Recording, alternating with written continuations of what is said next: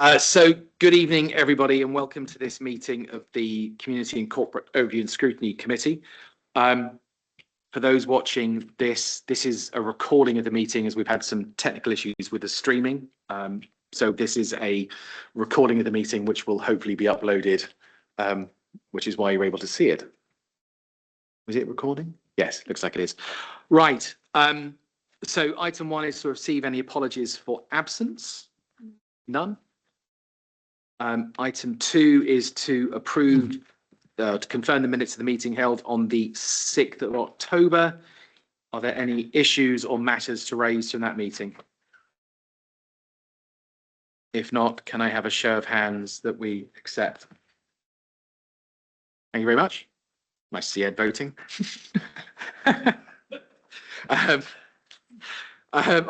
Next item is declarations of interest. Do we have any declarations to declare on the items on this evening's agenda? No. Public question time, I'm aware of one. Do we have any town and parish council questions or councillor questions? Okay, so we have a question from a member of the public this evening, who I believe is joining us online.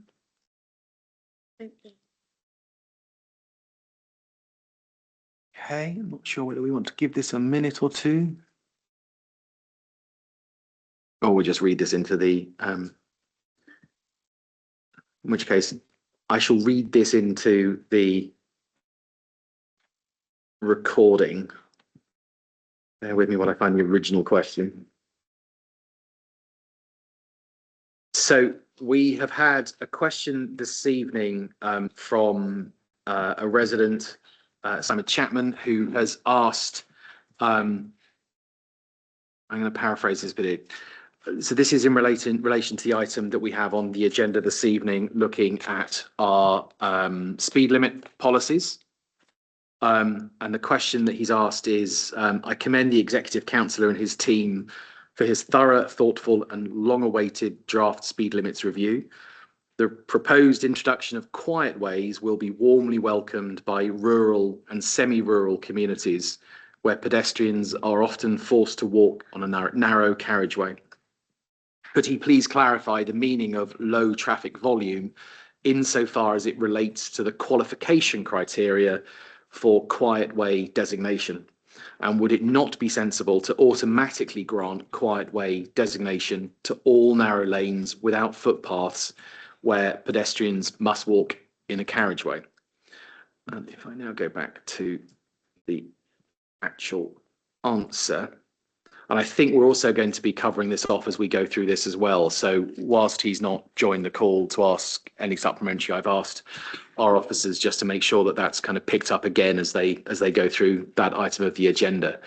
The answer in response to the question is, in defining what constitutes low traffic volumes for the purposes of quiet way designation, we are proposing to adopt a working threshold of no more than 1,000 vehicle movements per day in rural areas and 2,000 to 2,500 vehicle movements per day in semi-rural areas.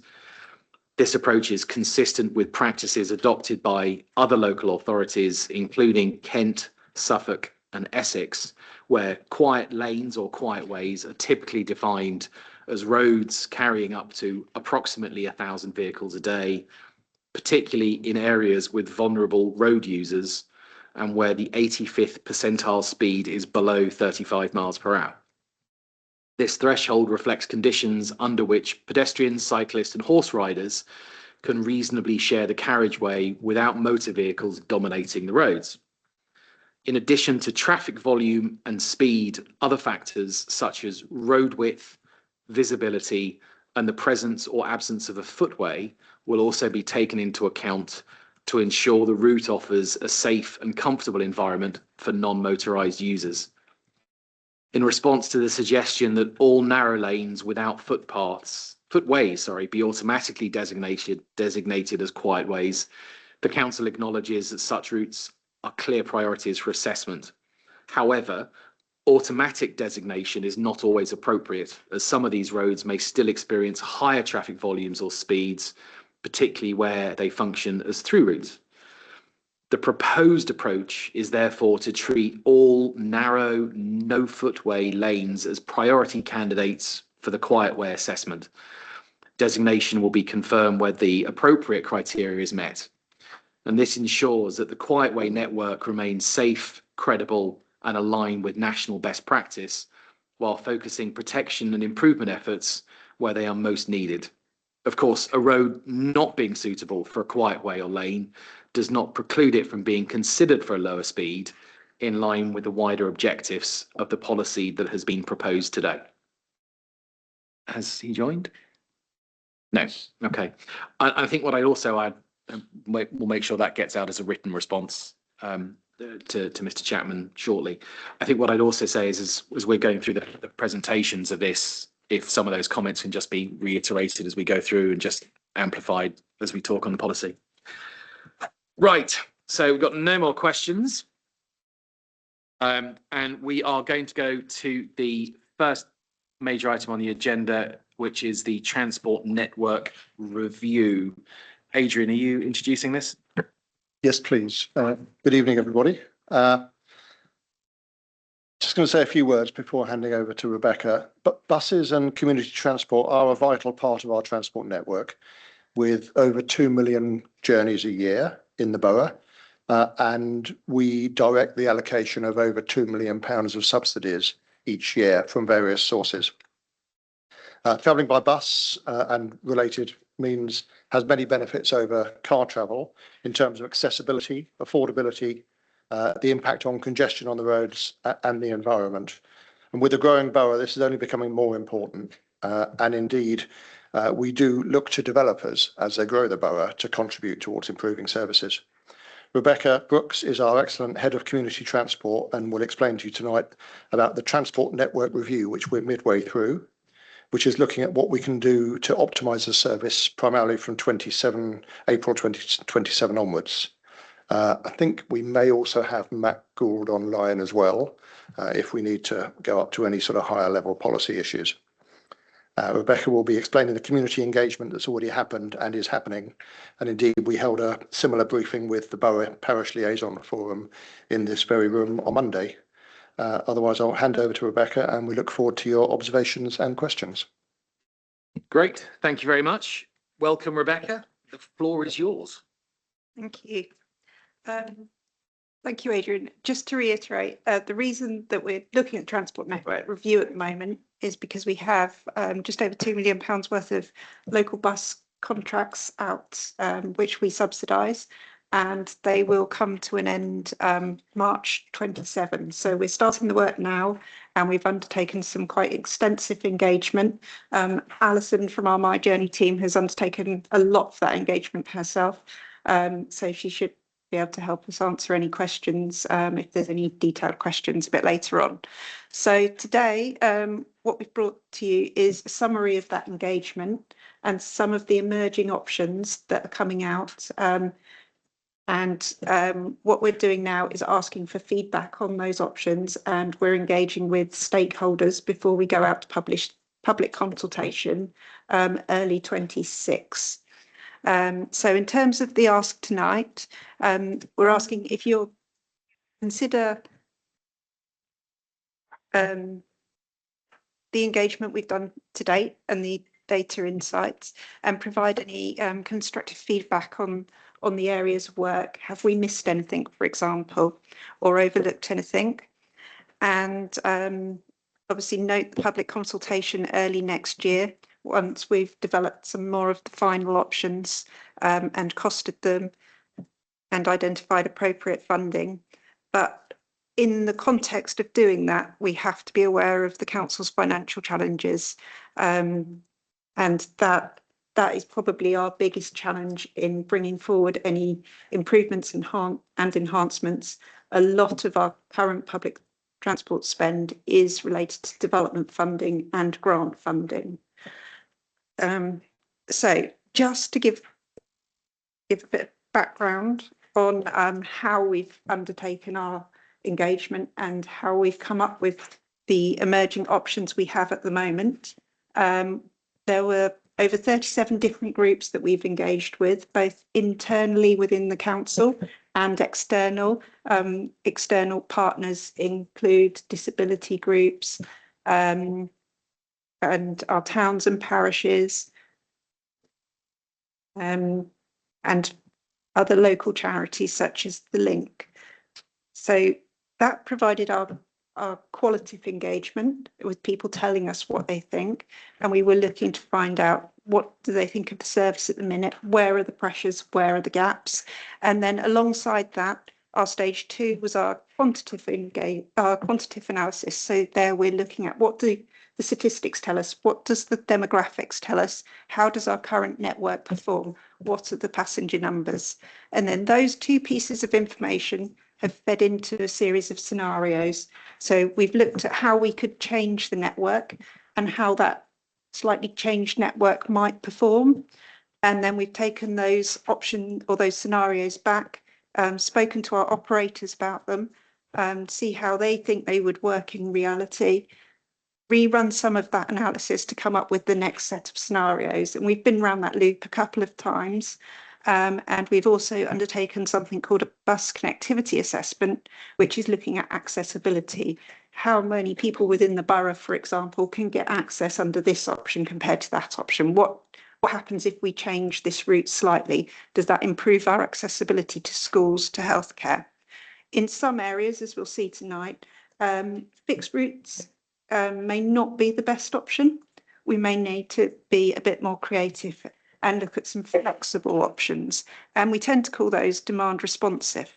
So 1 or 2 areas, we are looking at those types of options. And what I'm presenting tonight, we call it the final recommendations here, but actually they're really emerging options. They're the options that we're taking back to our towns and parishes to say, how do these align with your objectives? Do you think these will work for your residents? So in terms of some of the feedback, so we're trying to start from a social need perspective. What is the borough's need? And we've broadly summarised it by group characteristics. So we have a table here that goes beyond the scope of what any tender document will have within it. Some of these things we'll be able to do before March 27. So if someone's saying to us, for example, we need better timetables, we need printed information, that will come before any tender because our My Journey team are going to pick up on those actions. What we're focusing on for March 27 is about the routes. And what we can do within those tenders is also look at the vehicles, because there was quite a lot of feedback about vehicles. For example, needing 2 wheelchair spaces for vehicles being more accessible. That will form part of our tender specification, but it's the services and the connectivity that form the routes. So just to give you a brief overview without going through it piece by piece, generally our older people and those with disabilities, they had mixed use across our transport options. They did use local bus services, but they also used community transport. One of the common themes coming out was that there isn't enough evening and weekend services in some areas, particularly those with disabilities, saying if we're using community transport, we're finding it difficult to book after 4 o'clock. And there's not enough capacity in certainly some of those community transport and volunteer services that some of them are very reliant on. And we were hearing the same sort of thing from some of our charities within the borough. And I think it's very important to say that those that do use those community transport and volunteer services said they're incredibly valuable. We did find in some areas, particularly rural areas, that there was difficulty with connectivity to medical appointments and healthcare. This was particularly drawn out with some of our older people. And what we found is when we mapped the population, the north and the south of the borough had greater proportions of those over 65, but yet the accessibility in those 2 areas was probably not as good as some of our urban areas. Our young people generally felt the borough was fairly accessible, although they said Twyford, they weren't so sure about some of the connections around there. It was their parents that said they would like better connections for after school activities. Some of our low income families did find the cost of travel a barrier to using local bus services, and would like to see some better links to local support groups, medical facilities and new developments. Our LGBT community and some of the groups that represent women and girls, they were quite hesitant to use the bus due to safety reasons. Our carers and support workers in particular highlighted the need for evening and Sunday services because they found it difficult to care for those that they needed to and to get around the borough.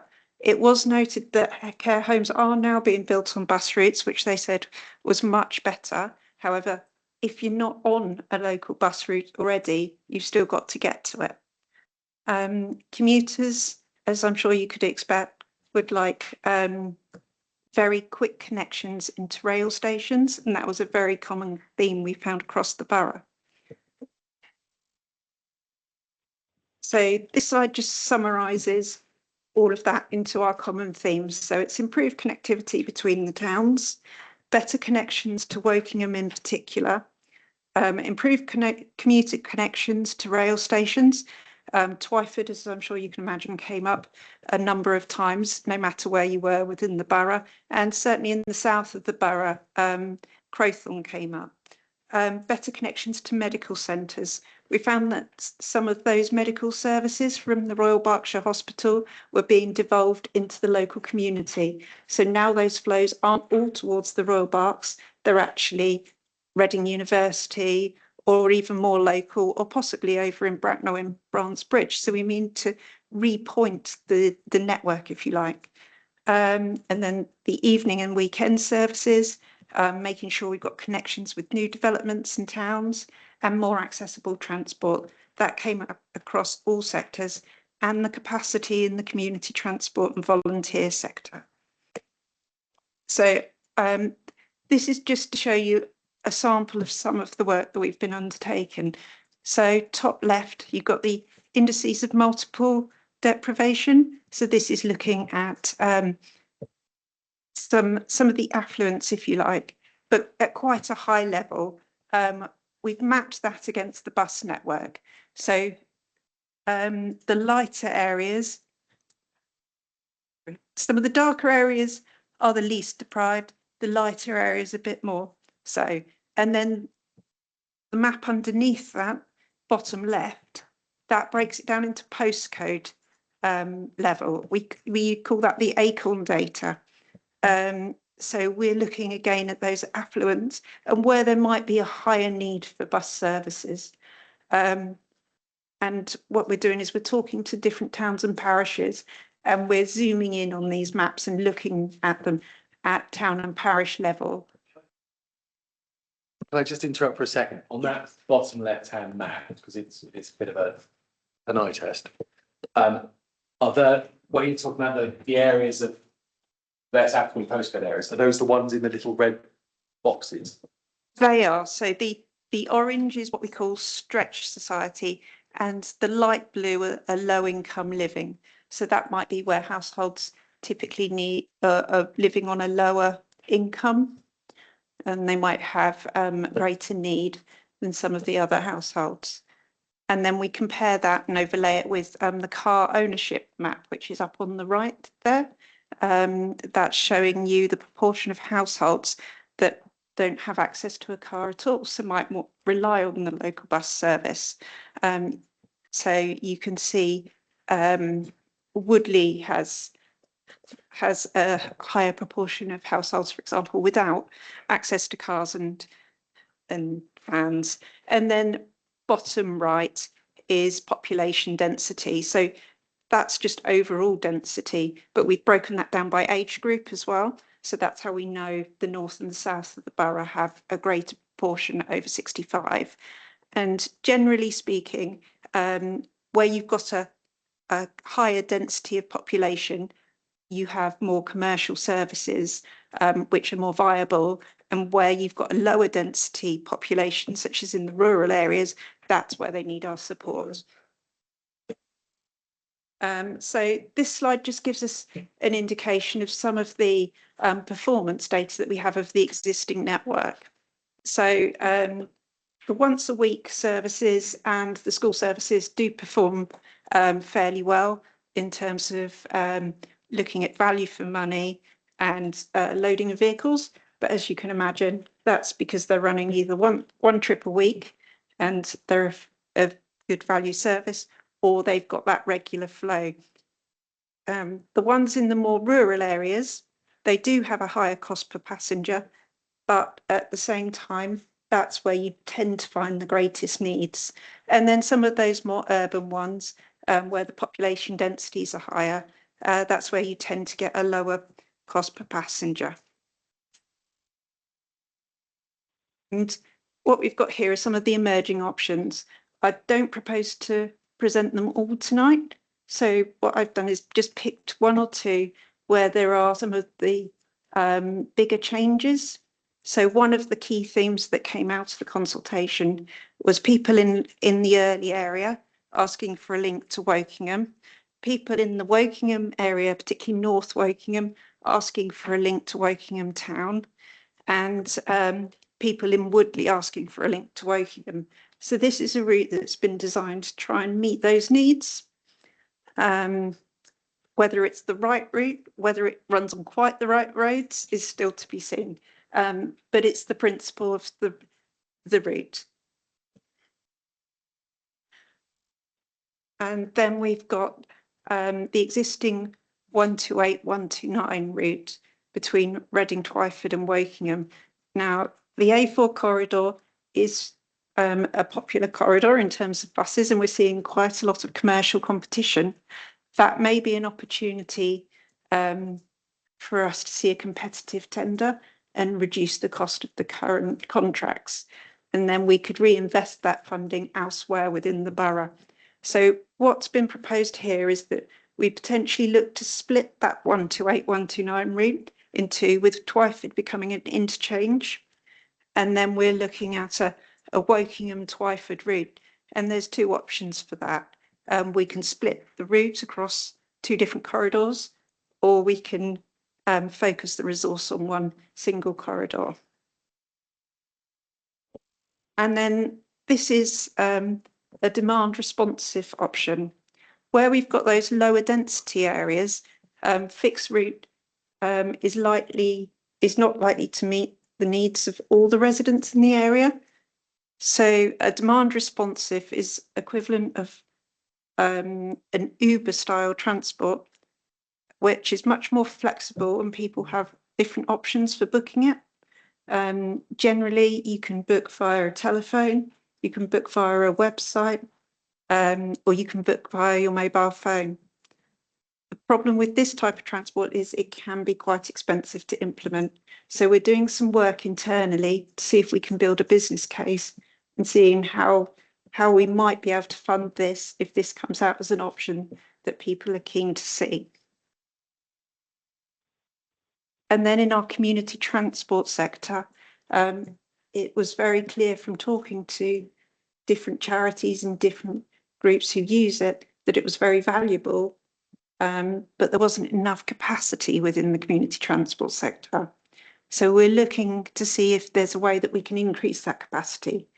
Could we purchase more vehicles and see if our partners can help us with purchasing more vehicles and then let contracts for running it, for example? Could we integrate it with some of our home to school transport journeys, where the staff are very well trained in helping with the additional needs that children might have? Are there opportunities to integrate it with adult care journeys, for example? So we're trying to be creative in the way that we might be able to fund these options if they're what the community want to see. And finally, just to give you an idea of programme, We're currently working on the stakeholder engagement with a view to going out to a public consultation around early February. And then we'll follow our normal processes for an executive approval to go out to tender, look to tender around July and award around October 26, giving us some time for mobilisation. Thank you. Great, thank you for the very comprehensive update. Can I ask, on the 4 charts that came up on one slide, can we get an exploded version Yes. of those? Just maybe one on a page sent around to everybody, just I think it'd be useful to see it. I'm grateful for the to see the developments in bus services around Woodley and Early. I'm going to be dreadfully parochial for a moment and talk about the 125 in Wokingham Without. And I think there's a lot of issues because it's proximity to the border of Bracknell Forest as well. I'd like to try and see whether we can continue some of the early work that's been done between both councils and the parish council for Wokingham Without and Crowthorne Parish Council itself. It's a particularly, I mean, right down in the south of the borough, but our connectivity by public transport into Wokingham is not great. In fact, it's far easier if you want to go shopping in Bracknell or even Camberley than it is to get in by public transport into Wokingham. And I think if we're looking at the 125 and we're looking at some of those services with a redesign, I think it would be a great thing to see whether we can increase that service to the 125 from the kind of the 1 or 2 per day, it feels like sometimes. And also the station stop as well, just to give that greater connectivity. I know quite a few of my residents have raised that with me, that getting to Crowthorne station, you have to drive. If you, depending on whereabouts in the village you are. So that can be a 45-minute walk, depending on where you are, to get to a train, to get anywhere else. There was another point also related, which is why I'm quite anxious we look at some of this as well. But so that's the 125. I'd also, there's a comment in here, I think it comes out in a couple of different themes and places around that connectivity to the south.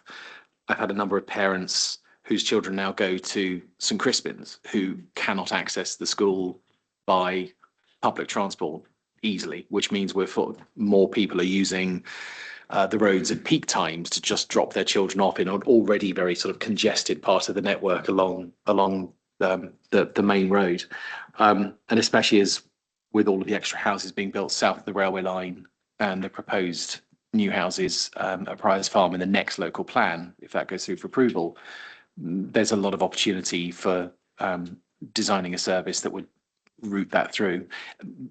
Why I also mentioned it is next week we have an update on Grays Farm. And when you look at the kind of the whole area, actually the connectivity of Wokingham Without the town centre, I think, is something that perhaps needs to have some more joined up working with Bracknell Forest. So that was a question and observation. And then the other observation I just wanted to make is in here, before I go to other questions, there's a comment in here about people, I think it's on page 14, a large proportion of commuters drive to Reading, Wokingham and Twyford because the buses take too long. I think there's also probably just as many people drive to Maidenhead.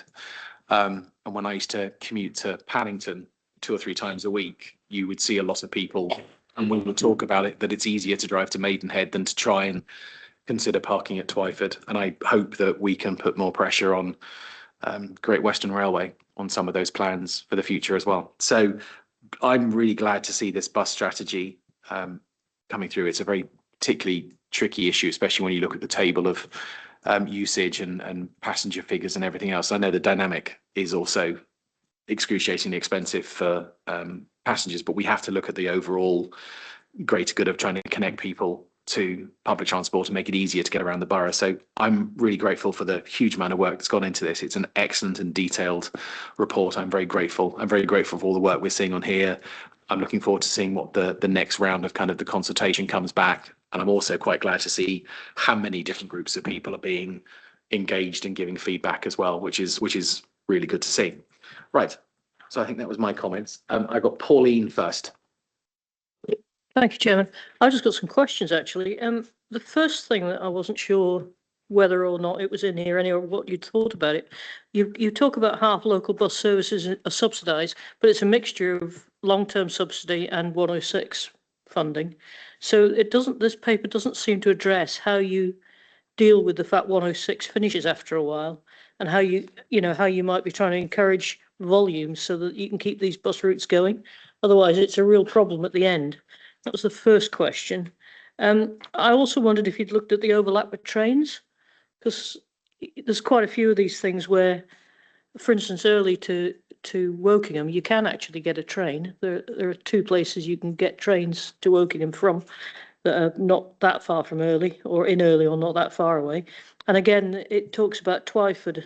It's well connected by train. So I was interested to know, in Twyford, that you're saying the barriers for young people engaging in opportunities is the cost of public transport and the lack of regular public transport, but there is quite regular train services. I'm wondering where they're trying to get to that they can't get to using the trains. And I think the final question, sorry to bombard you, is about the buses in Early, particularly the 19, and the fact that the fact that they quite often run out of capacity in the university and then never actually get to the end of the route that they're meant to be serving, and what's being done about that problem where the buses are just not big enough, or maybe not frequent enough, or maybe both. So that was my questions.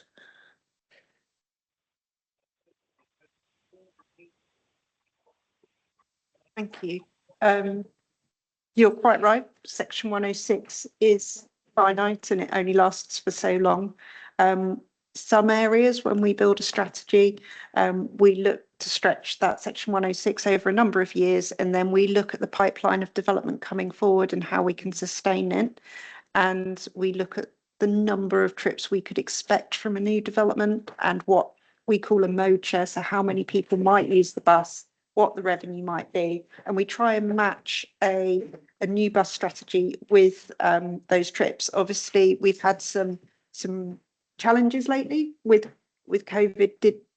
Did hold us back quite significantly. So we have reviewed what section 106 we've got and what we're likely to have coming forward. And we're also looking at what grant funding we've got. So some of that grant funding that's coming through, we are looking to use to protect existing services, to plug that gap where some section 106 will fall off. Looking at the next contract period, which tends to be around 5 years, we've only got one area where the section 106 is likely to fall away. The other areas we think we can continue to sustain through that contract period. In terms of overlapped with trains and connections, we looked at that in terms of that new Early to Wokingham route, for example, connections into train stations. But obviously there are walk distances that you generally have accepted walk distances to a train station, but we've tried to design some of these routes to respond to local feedback. And that may be, or that is where we're going back to some of our partners and saying, this is what your residents have asked for. Are you prepared to help fund some of this? Because it's not necessarily that critical social need where those lower income households are, or those without access to other transport options might be. So just before you go on to the others, it might be a wacky idea, but I wonder if some of the reason why people want buses on routes where there is a train is because they can use a bus pass on a bus, but they can't use a bus pass on a train, and whether there's any thought about it. It makes no sense to me to be running a train that people can't get on and then actually subsidising a bus as well. So I get what you mean about walk distances and all that sort of stuff completely, but I do wonder if some of it's driven financially rather than by distance as well. Okay, Alison, was there anything you found in our consultation? Yeah, so predominantly people found the distance to walk to the train station. So those who were using public transport really struggled with kind of the 40-minute walk down to the train station. So they wanted buses that would get them there, or buses that would connect them directly to the stations they wanted. So Lower Early into Reading, Lower Early into Wokingham. Everyone wanted to go to Twyford. Yeah. And there's an awful lot of people in Crowthorne who wanted to be able to connect to Crowthorne station, as was mentioned earlier, because there were no buses that connect to them. So you saying that actually it's not a price problem and that people who can get to the station will use the train even though they could use the bus for nothing? Didn't actually ask that, but most people were saying they wanted to get there, and these people, when I was speaking to them, were approximately 40 minutes from a station, walking distance wise. Yeah, I think that just might be worth trying to find out a bit more about that, because I know anecdotally residents that want a bus to Wokingham because they don't want to pay for the train, and I think that might, I don't know if that'd solve any of the problem or some of the problem, but I'm just wondering. Whilst it was Just a question. whilst it wasn't part of this review, I have just done an awful lot of surveys that people will have seen going out and around, and I've been taking people's postcode data, and so I'm looking at their answers of what they want, and that also corresponds to their ages and to any disability, so I can compare that data to this. Yeah, that'd be, sorry. Thank you. I think your next question was about young people. So young people, there was an engagement event that our children's services team undertook, and we've used some of the information that's come through from there. So it was a perception. It didn't ask specifically where they wanted to get to. It asked what they thought bus connectivity was like in their local areas, and they weren't so sure about the connectivity around Twyford. However, since that engagement event has been undertaken, which was November 24, there has been some significant improvements in the area with increased frequencies. So that if you reran that engagement event, you might find a different answer. But we can certainly do a bit more with young people. And in terms of the 19s, I am talking to Reading Buses about the capacity on the 19s. Catherine. Oh, sorry to be parochial as well. I didn't see any mention of Swallowfield in here, and I asked the parish clerk, and she doesn't think that she had a consultation. She was approached. Okay, right. Well, she evidently didn't engage. But I am concerned because geography's changed really round there. We've now got destinations in Arborfield. There's no way to get from Swallowfield to Arborfield. But we've got a school there, secondary school, that I certainly know of some Swallowfield children that go to Arborfield School. It's a 12-minute drive, but you can't get there by bus. And also, there's a Sainsbury's. But people have said they love to go to Sainsbury's, but they can't get there by bus. And then there's Oakbank School, which you can't get to for start of school. Yeah. You're either too early and the gates haven't opened, or you're too late. And it's still like that. But I think that's more or less what I've got, but otherwise it was great. Okay. Swallowfield and Risley, bottom left of this diagram, the yellow area, that would be one of the options that, even though we found it difficult to engage first time round with the parish council, I'm in the process of writing to all town and parish councils. Some I've met with already, some I've got meetings with, some I've got to still arrange them. And Swallowfield and Risley is one that I've still got to arrange. But one of the options that I'd be looking to discuss with them is this option of a more demand responsive, flexible transport, which would allow access into Arborfield and Barkham for those types of journeys you've mentioned. But that may come at the cost of not having a fixed route. So that's where we need the town and parish to feed back to us. How does that sit? How does that feel? Are residents likely to be supportive of that, for example?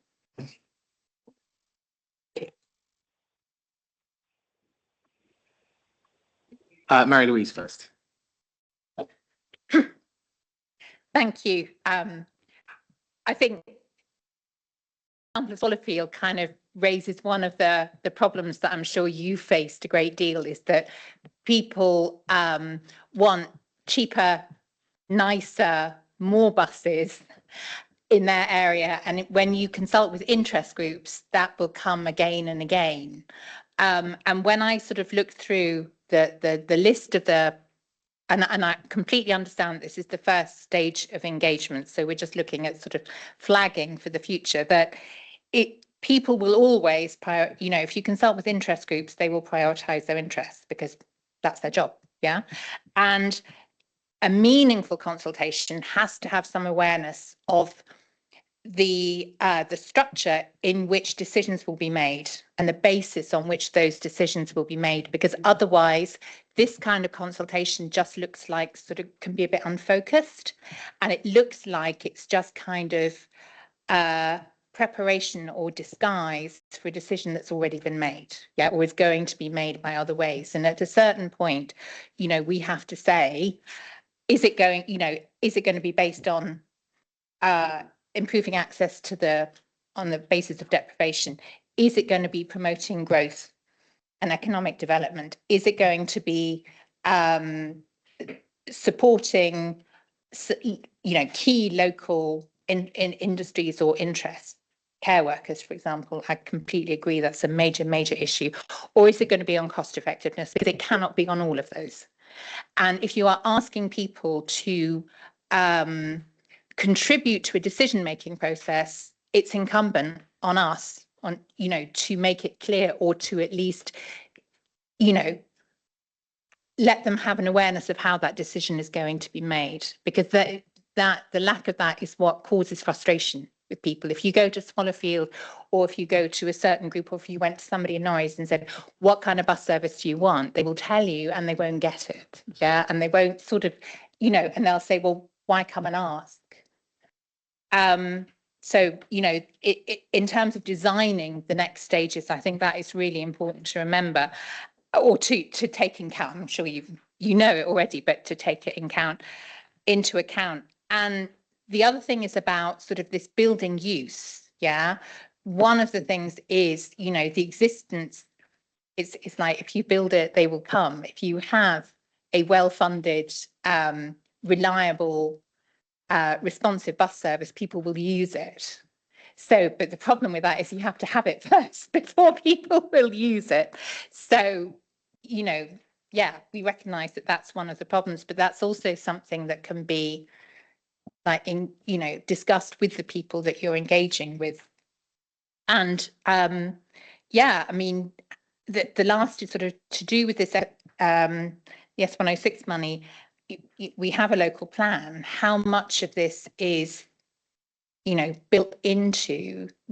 Are we going to be brutally? Are we looking at using money for routes that the residents of those developments will not be able to use? Yeah, or it won't be appropriate for them, or it won't be in their particular area.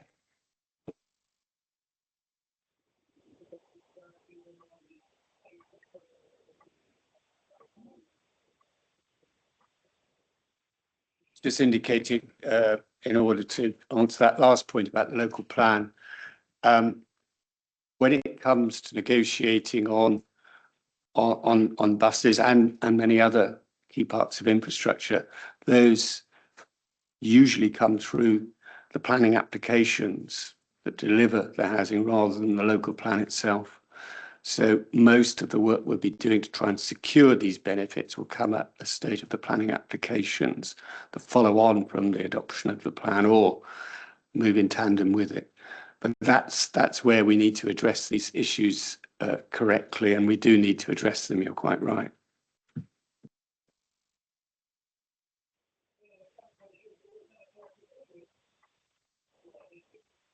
Bassett. Thank you for the presentation. I have two questions. One, what does the success look like? Do we have clear, well-defined performance indicators once this network is in place? And second question is, how does this transport review link to council's wider strategic priorities like social inclusion or economic growth? Thank you.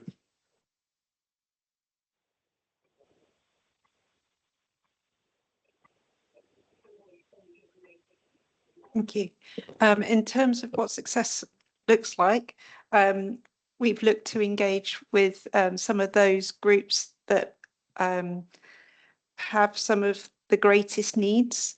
So we would be looking to ensure that transport is accessible to all, that we would measure it in several different ways. So we would look to see passenger numbers increasing, particularly amongst some of those groups with protected characteristics, for example.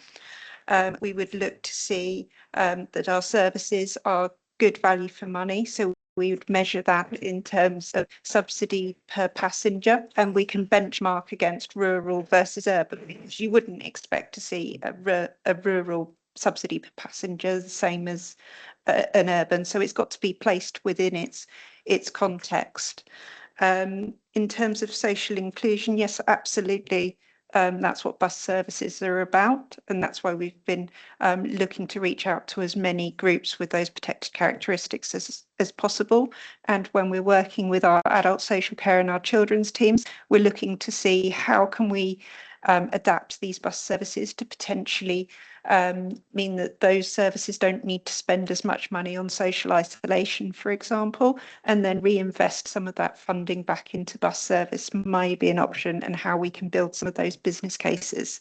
And bus services by their nature do help with economic development through our town centres. Yeah.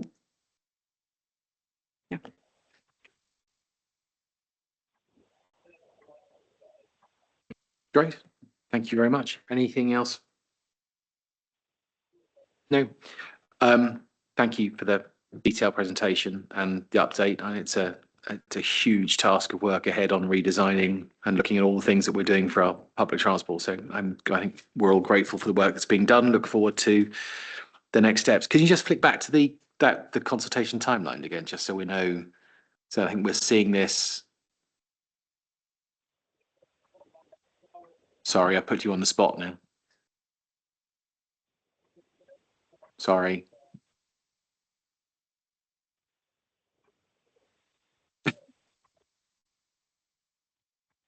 Blind panic setting in. It's like, can't get PowerPoint to work. You had it and you've lost it now. That's it. The moment's passed. Yes. So can we get the whole presentation sent round? Yeah. Some of those slides are a little tricky to read on screens from this distance. So we're seeing this. Just remind us of the key headlines of where we are over the next couple of months.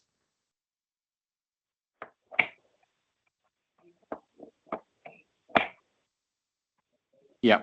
Engagement. Early next year, February sort of time, public consultation, and then we'll come back to O&S once we've done that consultation, and hopefully by then we would have refined our options into a recommended option, and then that's when we would, after that O&S, we would go forward to an executive decision. Thank you. Just want to make sure we're all clear. Thank you very much indeed. Dave, sorry, do you have a...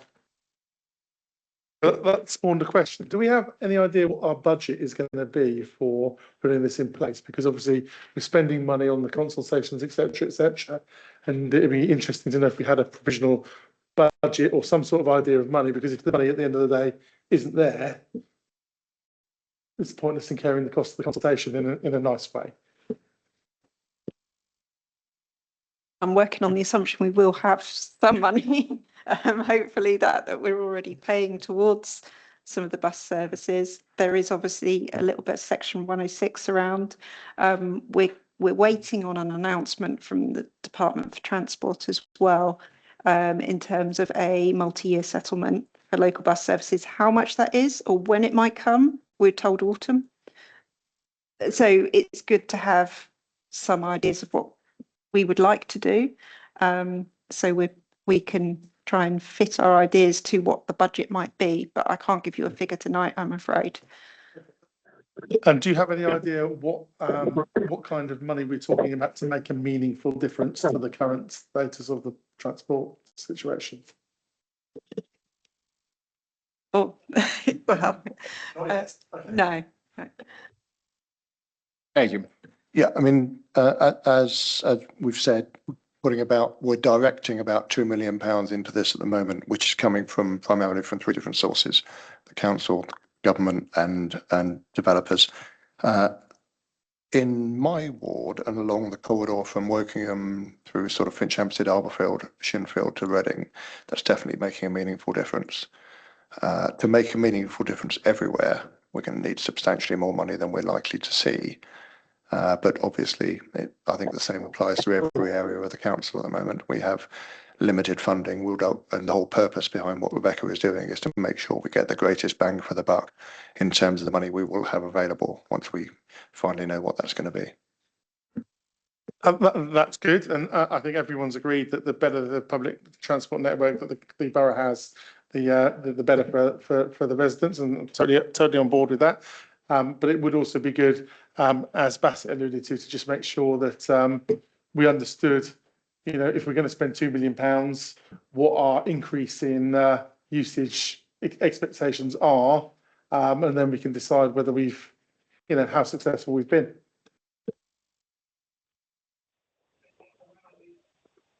Great. And that's it on that item. Thank you very much indeed. You're more than welcome to stay.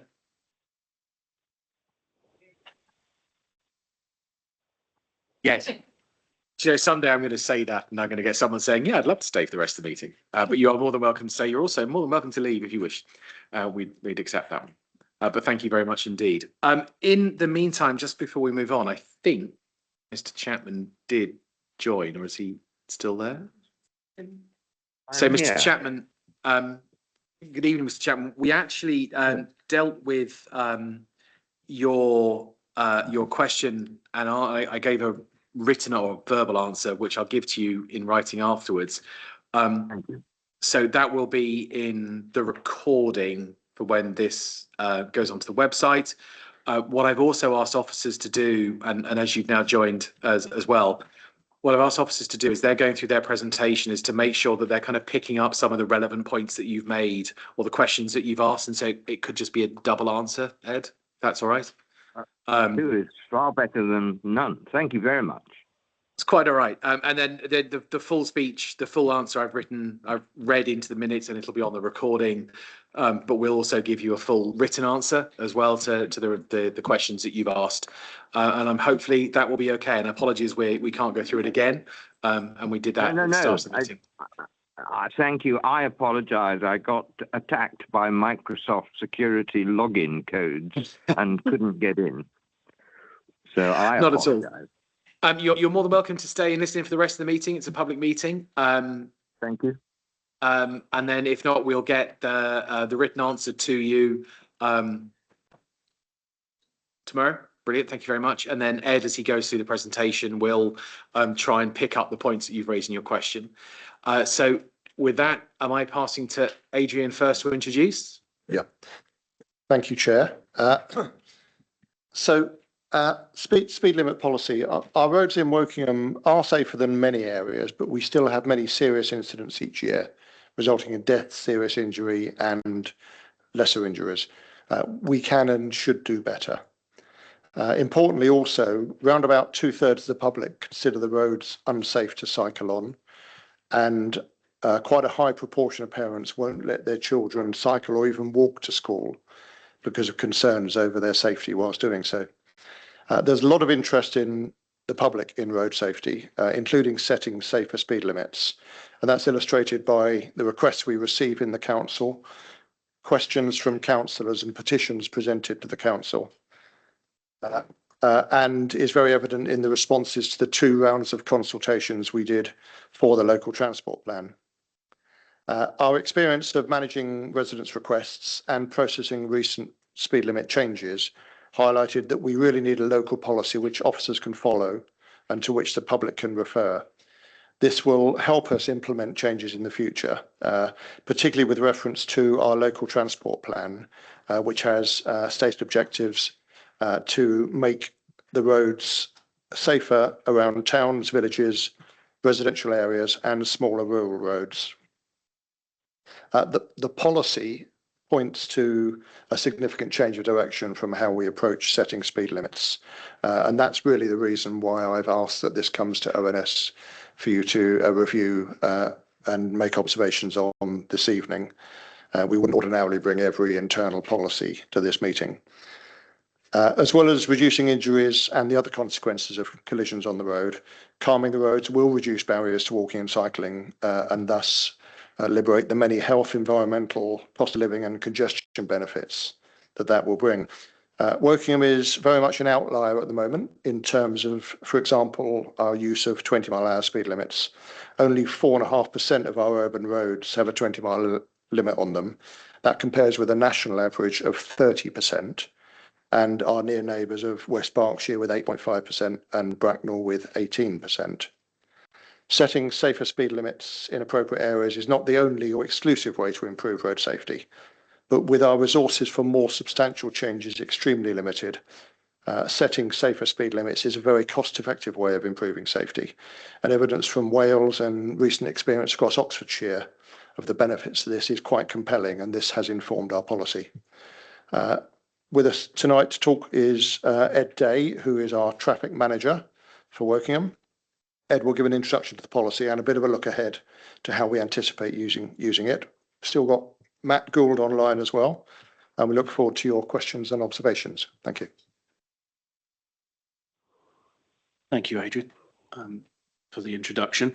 You must excuse me not having done a presentation of this nature to such company for a while. I don't seem to have managed to work out how to present it whilst getting my notes, which I will be relying on quite a lot. Best laid plans and all of that. Yeah, oh, perfect. Thank you. I hate to, spoil the show. Technology is wonderful until we all have. It is. It's completely different to the meeting rooms downstairs. Right. Have you got the?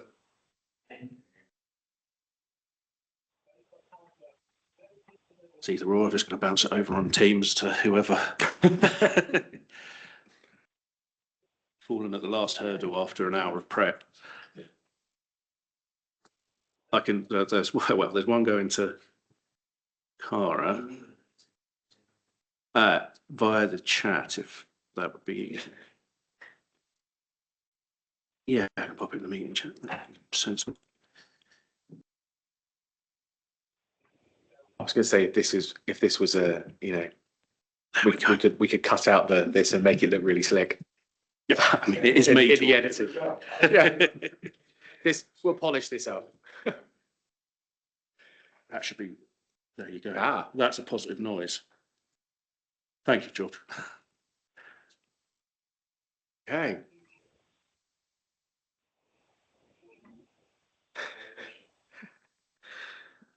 Ed has managed to successfully move all of the views in the room towards George, who's now panicking trying to get PowerPoint to work. I would never dare to do such a thing. Deliberately, obviously. I've done it accidentally.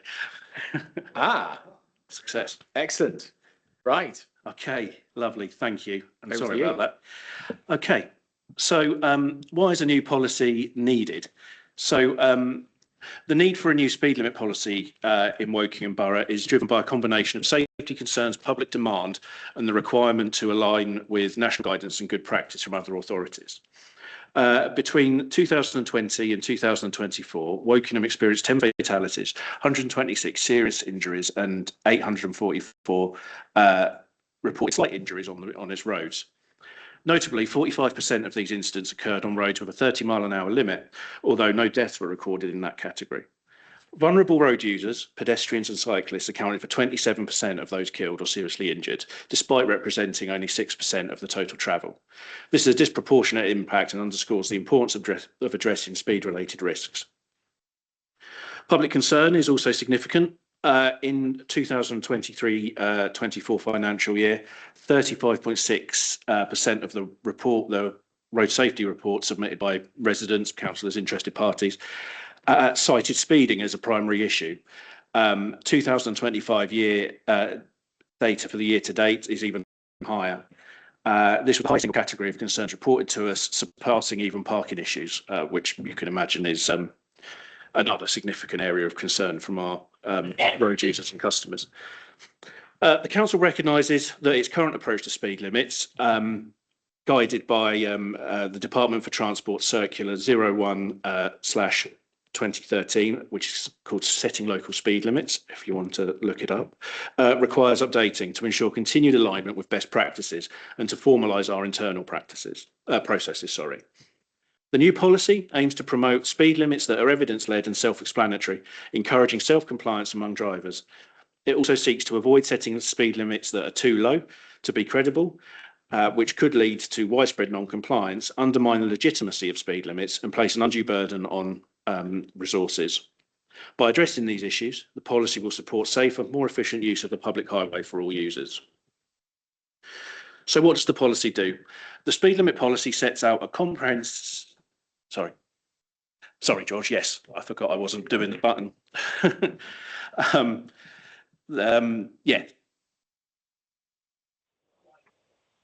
Yes, sorry. The speed limit policy sets out a comprehensive and evidence-based framework for managing vehicle speeds across Woking and Borough.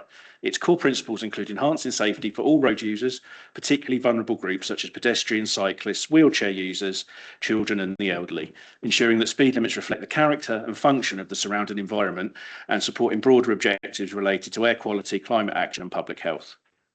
The policy outlines a structured approach to speed limit assessments, incorporating factors such as road function and environment, average and 85th percentile speeds where appropriate, collision history, and the presence of said vulnerable road users. It presents a functional hierarchy to guide appropriate speed limit setting.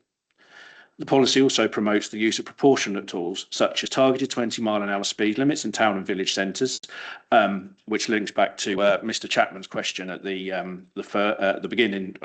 That was mentioned earlier, in town and village centres, near schools and in residential areas, while maintaining higher limits on strategic routes where appropriate. Supporting measures such as signing, road markings and traffic calming interventions are recommended where it's necessary to encourage compliance.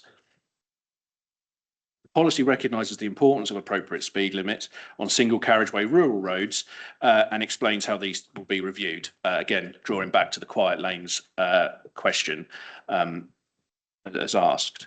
Importantly, the policy emphasises partnership delivery, including consultation with stakeholders such as councillors, town and parish councils and Thames Valley Police, as well as post-implementation monitoring to assess effectiveness. The structured and collaborative approach ensures that speed limits are not only legally sound, but also practically effective and publicly supportive.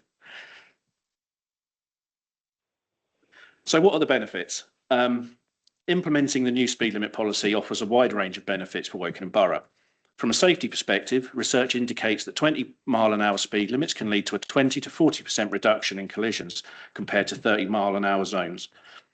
Pedestrian survival rates are significantly higher at 20 miles an hour, with individuals being 2 to 5 times more likely to survive if struck at this lower speed. In Wales, where 94% of 30-mile-an-hour roads were reduced to 20 miles an hour, there was a 26% reduction in road casualties and approximately 100 fewer people killed or seriously injured in the first year. Beyond safety, the policy supports healthier and more equitable communities by encouraging walking, cycling and wheeling in line with the council's policy to become a Marmot borough. Environmental benefits are also substantial. Lower speeds lead to smoother driving patterns by reducing braking and acceleration, which can reduce emissions by up to 39%, thereby improving air quality and supporting the council's climate emergency goals.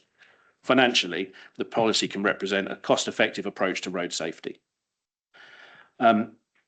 Traditional interventions, such as segregated cycleways and new junctions, are regrettably capital intensive and often unfeasible within current budgets. By contrast, targeted speed limit changes can deliver network-wide risk reduction at a fraction of that cost. For example, Oxfordshire implemented 275 town and village 20-mile-an-hour zones between 2022 and 2025 at an average cost of 16.4 thousand per area. These benefits collectively make a compelling case for proactive implementation of this new policy. So cohesion with other strategies. As mentioned there, the speed limit policy is closely aligned with the council's strategic objectives and statutory duties. It supports the local transport plan adopted in March of this year, which commits to the Vision Zero framework aimed at eliminating traffic fatalities and severe injuries. Vision Zero is built on 5 pillars: safe roads, safe speeds, safe vehicles, safe road use, and post-crash care. The policy also aligns with the council's pledge to support and assist the delivery of 20-mile-an-hour speed limits where evidence supports their implementation. This includes the development of greenways and quiet rural roads to enhance accessibility and safety for walking, cycling, wheeling and horse riding. Again, that refers back to the areas that Mr. Chapman is interested in. From an environmental standpoint, the policy contributes to the Council's Climate Emergency Action Plan by promoting a shift to more sustainable modes of transport and reducing vehicle emissions. Lower speed limits encourage walking, cycling and wheeling and reduces air pollution, thereby supporting the goal of achieving a carbon neutral borough by 2030. The policy also helps to fulfil the council's public sector equality duty by improving safety for vulnerable road users, such as children, the elderly and people with disabilities. It promotes the equitable access to the public highway and the facilities it connects, thereby supporting the council's ambition again to become a Marmot borough focused on health equity. By integrating these strategic and statutory considerations, the policy ensures that speed management is not only a matter of traffic control, but also a key enabler of broader social, environmental and public health goals. So what are our next steps for proactive delivery? First, the policy will be adopted through the executive sign-off process. Once approved, it will be published and communicated to stakeholders, including residents, town and parish councils and Thames Valley Police. Proactive case study assessments of 3 residential village and town areas in Wakenham and Wargrave for 20-mile-an-hour speed limits will commence to understand cost and officer time implications. These studies will be shared with the appropriate members and the town and parish council for them to give input and their feedback. It's important to note that Wokingham Borough is very much an outlier. Oh, sorry, Adrian and I were discussing who was saying that bit earlier. I won't repeat it. As an initial phase will be funded from existing integrated transport and road safety budgets, but future phases will be constrained by available funding and staff capacity. Additional funding will be prioritised to this project wherever possible. By following the proactive delivery plan, the council aims to make lower speed limits the norm in Wokingham, enhancing compliance through habit and reinforcing the message that streets are for people, not just for cars. And that's me in terms of presentation. Thank you. Hope that wasn't too fast. I've got Paulie first and Vishal. Thank you, Chairman. Ed, I'm a little bit confused what the policy actually is, because you start off by saying the speed limit should be should be predictable, should be self-enforcing, and should not be too low. And then you spend the last 10 minutes talking about 20-mile-an-hour speed limits. Now, my experience of residents that complain to me about speeding is actually they're not complaining about people doing 25 or 30 in a 30. They're complaining about people doing 60 in a 30, like Reading Road, and that when speed limits and roads are not designed in order to make sure that people actually drive at the sensible speed for the surroundings, and therefore speed significantly. But I'm a bit confused about what the policy actually is, because it says all over it about making it natural and making it self-enforcing, and I completely agree with that and thought that was already the policy, to be honest. But you spent quite a lot of time talking about 20-mile speed limits, which may be natural and self-enforcing and may not be, but this policy doesn't seem to say we're putting in 20s everywhere. It says something different. So could you just explain what's actually intended? Yeah, of course. Thank you. In terms of the policy itself, it's certainly both. As you quite rightly say, there is a certain amount of existing practice, obviously from you, as you say, from your experience. The idea that we want to achieve is that, as I say, that more proactive approach. So, but we do acknowledge that, of course, speed limits have to be suitable. So it's not just a matter of painting them on the road, as you know. So there is that detailed assessment of what that means. We've looked at and discussed thus far things like the design speed for new developments, for example. mentioned facilities and so forth, round schools and so forth, round schools and public facilities where people are going to be expecting to travel at that lower speed. So it's not, so Reading Road, presumably Woodley, do you mean specifically? Yeah. So in those sort of areas, there's not necessarily an immediate need to make those potentially that sort of road 20 unnecessarily. We've got to consider the usage of the road, the type of vehicle, obviously, and what that serves. Reading Road being a sort of ongoing investigation, I think it's fair to say, as to how we can improve that. But I think the conversation thus far is that probably not necessarily an immediate target for a 20. But of course, if the sort of detailed investigation goes that way, obviously we would go in that direction. So I think the key is designing the roads to make sure that people drive at the right speed, because the problem with a road that is you're capable of doing a lot quicker than you actually want people to do is that enforcement only happens very, very occasionally, and then you end up with a mismatch of expectations as well. So I think that's quite important. I was pleased to hear you say that in new developments you were actually going to design roads better so that you couldn't speed as easily, or as long as you don't end up with everybody going off the road. The other point in here that I was a bit concerned about was all this, or there was a comment about chicanes. Specifically, what I'm thinking about is the chicane outside Arborfield Village Hall, where if you come out of Arborfield Village Hall and look to your left, you find usually a large lorry barrelling along on the wrong side of the road because they're going out to avoid the chicane, which is dangerous in the extreme. And I think the chicane's probably made that road a bit more. That's Swanfield Road, isn't it? Going down a bit more dangerous than it would be if it didn't have a chicane on it, because you end up with traffic on the wrong side of the road intentionally, and quite often going quite fast to get past the chicane before the other thing coming the other way. So again, I'm a bit worried that some of these things actually make the roads more dangerous. I just wonder if you could... Again, yeah, I think we didn't obviously entirely agree with that. Not necessarily about the specification, it's obviously an ongoing discussion, those ones, but yeah, physical traffic calming measures have positives and negatives, as we've seen in a lot of cases. There is, as part of our sort of work as to how we presented this, we have considered things like a different example, but things like East Hampstead Road in Wokingham coming out onto Peach Street, those sort of areas, obviously town centre, slow moving traffic anyway, obviously, but it does give more time to manoeuvre, providing people are sticking to it, of course. I don't think the intention would be, as policy, to put in a load of intrusive traffic management. Obviously, those are more capital measures that are more expensive.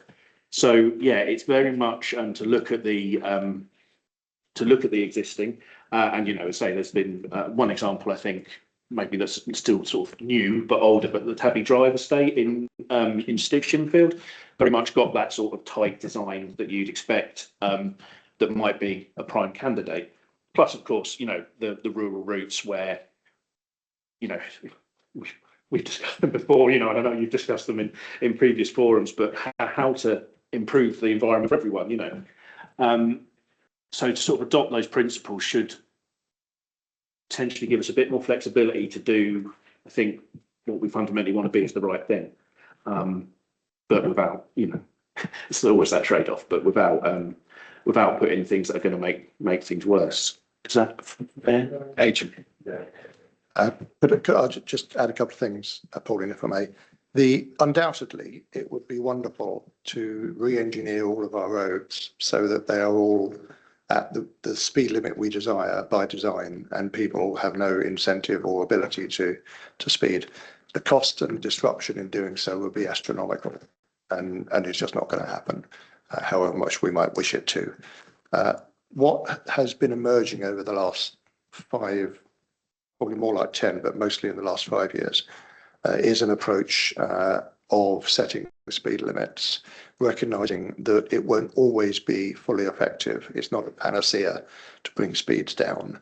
But whereas the DFT used to talk about changing a speed limit in isolation, may bring a speed down by 1 to 2 miles an hour, experience from Wales is it's bringing speeds down by typically 4 miles an hour on roads which were previously 30 miles an hour and are now 20, and so achieving a sizable improvement in safety at very little cost. So there's a change of mindset from we have to re-engineer the road to bring the speed down to we can bring the speed down. And then if we have a persistent problem, we can look in selected areas at engineering works to bring the speed down further. So it's trying to achieve widespread effect at an affordable price, as opposed to spending very large sums of money to achieve a more reliable effect in a small number of places.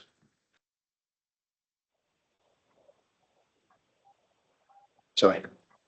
A lot of the issues that I get highlighted to me are people not complying, and by significant amounts. It's not. I don't get many complaints about people doing. I mean, I think with a lot of the areas which are residential dead ends and all that sort of stuff, most people don't drive that fast anyway. Some people do. Most people don't, and you know, they mainly because they live there. But the issues I get highlighted to me on some of the more, like Reading Road again, is people significantly exceeding the speed limit. And it doesn't matter what the speed limit is, it's not going to make any difference to those people because they're still not keeping the speed limit at the moment. So how do you intend to deal with that? Because we do need to deal with it. So, I mean, the data, if we follow the data says that bringing speed limits down from circa 30 to closer to 20 makes a sizable difference in terms of the number of collisions and the severity of the collisions. So the data says that this does work, and there's a very large body of evidence behind that now. In terms of how we deal with that particular problem, we're looking at the roads in different categories. So you've got town centres, village centres, residential areas, and then the rural single track roads, and then the connecting roads. And trunk road probably isn't quite the right term. Ed will correct me, but we all know where we mean. It's the Reading roads and the likes. Barkham Road, Finchampstead Road, the main connecting roads. They will still require a bespoke look in terms of setting the right speed limit, trying to get people to achieve the right speed limit, and potentially enforcement. So I don't think this policy is going to substantially change how we deal with that. I would like us to be more proactive, as ever. I'd like us to have more resources to do that, and I'd definitely like the police to show more interest. But I don't think this policy is going to substantially change the approach to that. Where it will change the approach, however, is towns, villages, residential areas, and rural roads. I may be wrong, but I think a lot of people talking about issues of speed are actually talking about those outliers. If you talk to people, there's an awful lot of people that are very concerned about, you know, people doing 70 down a nice straight residential road that's got a 30-mile-an-hour speed limit. And if this doesn't solve it, we need something that does. Yeah, I think our existing, the practices we have been following are capable of solving this. The resources we have committed to them in the past, I think, haven't. And our ability to enforce speeding, as you know, is totally dependent on the police, which isn't helping. Is probably a good way of putting it at the moment. Sorry, I think that's why I think design's the right answer. And I know you can't redesign everything. You don't need to redesign everything. What you need to do is redesign the things that are a problem, but not in order to have lorries doing 60 miles an hour down the wrong side of the road when you're trying to get out of a cul-de-sac. And just finally then, so Arborfield Cross is a case in point, and I'm the ward councillor there, so I've been very close to that, and we are looking at some of those. Well, that specific issue you mentioned, we're looking at the interaction between the access and egress from the village hall and that particular point. But there is an example of where physical measures have been trialled. They've had mixed results. I think it's probably the best way to put it. To finish off on that, of course, we still have our local safety schemes and other sort of the monies that can be used for capital delivery, which we can take into account or plan to, or are taking into account those different factors, not just the sort of traditional stats, you know. And again, that's part of the sort of proactive approach we want to take across the board. you know, obviously there's that stereotype of the council waits for an accident to happen. And I mean, you know, we have a response to that, obviously, as you know, but we want to be a bit more, well, proactive fundamentally on those areas as well, I think. Matt, do you want to come in on that point online? Hello, hi. Yes, I just wanted to sort of, if you like, reconfirm what we've been saying here. Paul's absolutely right. We do have issues with some driver behaviour. Vehicles do choose to drive much faster than they should do. It's very, very difficult for us to deal with that driver behaviour. That there's a choice that they make. Generally speaking, we need a stick, and the stick should be enforcement. But we know the police always find it quite difficult to target that sort of reaction when there's so few people actually doing it. But the other way is obviously from physical traffic calming, which we know that isn't always appropriate in every road.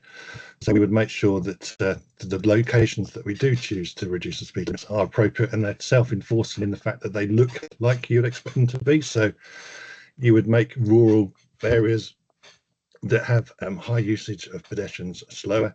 You would make sure that residential estates are more consistent, so they're all either 20s or 30s, so that everywhere you go they're always the same. So it tries to instill that sort of reinforcement inside the driver's mind. But we also do a lot of road safety training activities through our My Journey team. So part of the solution may be through the Vision Zero strategy that we will be working on over the next few months or so, to look at how we might better engage with drivers better and try and educate them more about the dangers that are involved in these the choices that they make. So it is a difficult one. It's not, there's no golden bullet that fixes the problem. Generally speaking, those outliers are literally outliers. You know, it's a handful of drivers that choose to do that generally overnight, and it's obviously really difficult for us to deal with that. So, as Adrian says, the policy doesn't specifically deal with that, but we will try and build that into future interventions in terms of road safety training and liaison with the police. So that's just to reinforce the position. Thank you. Vishal. Thank you, Joe. Thank you, Ed. I just had a few questions. The first one was to do with the fact that there has been some reduction, you said, in Wales with the 20 miles per hour new limit they put in. But do you have the data on how much that's increased congestions and stuff like bus times, average school drop-off times and whatnot during traffic in the mornings?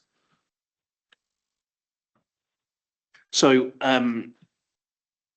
not entirely to hand, but as a general answer, is that studies show that reducing it doesn't make a massive difference to overall journey times. Sort of as the example of making junctions easier to manoeuvre, for example. There's sort of studies have shown that they add generally less than a minute onto a 3-mile urban journey. But it is a very valid point. You know, this proposal is to make streets and roads better for everyone. You know, we don't want to just penalise. So it is part of the consideration throughout, and you know, buses naturally are a key stakeholder. You know, as we found out from Rebecca's presentation. And going on to that, I know the council did a few changes from 40 miles per hour to 30 miles per hour and working already. Do you guys have by chance the stats for that on how much that's reduced accidents and other injuries?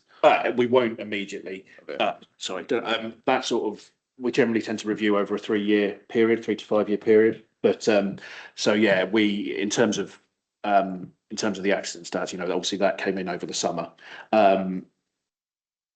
We just won't yet. You know, we're sort of for reference, the current deadline for inputting the accident stats is that we're up to June, and they keep coming in, obviously. So not immediately, I'm afraid. My final question is, I think Adrian, you said that Wales now the average is 26 in the 30s. That got changed to a 20. Or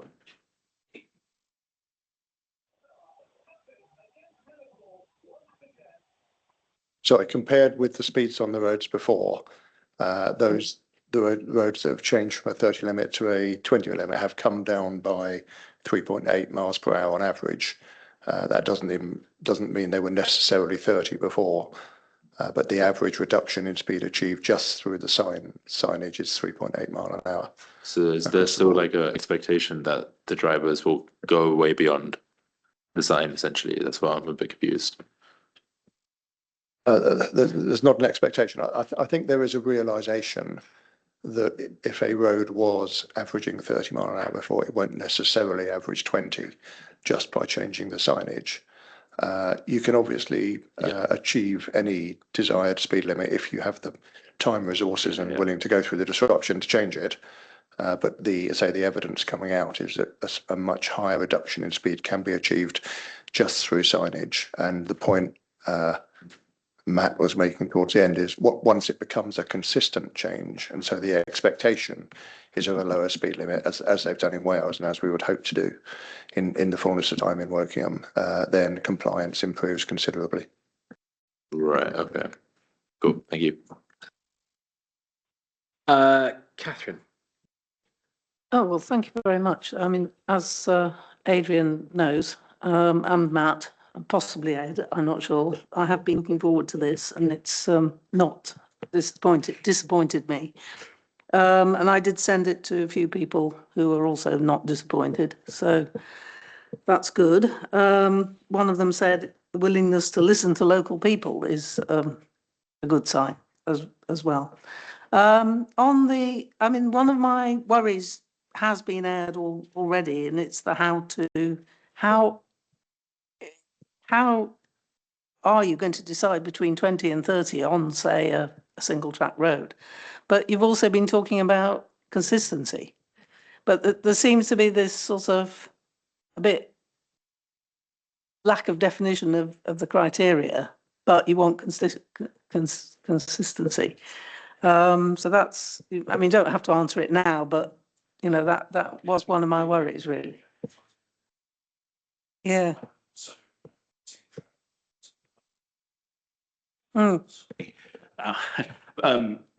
Yeah, so the volume of vehicles, so 1,000 vehicles, he says, just making sure that is the right number. Yeah, so 1,000 vehicle movements a day in rural areas, 2,000 to 2,500 vehicle movements per day in semi-rural areas. That's one of the indicators or criteria.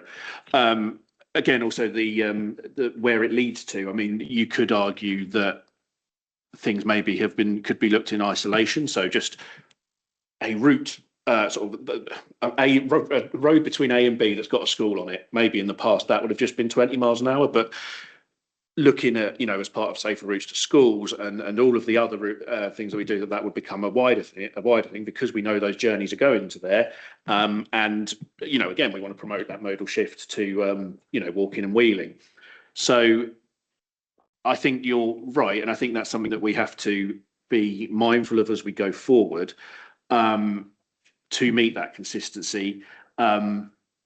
But while also not locking ourselves into something, because I think we have to be careful to, we just don't want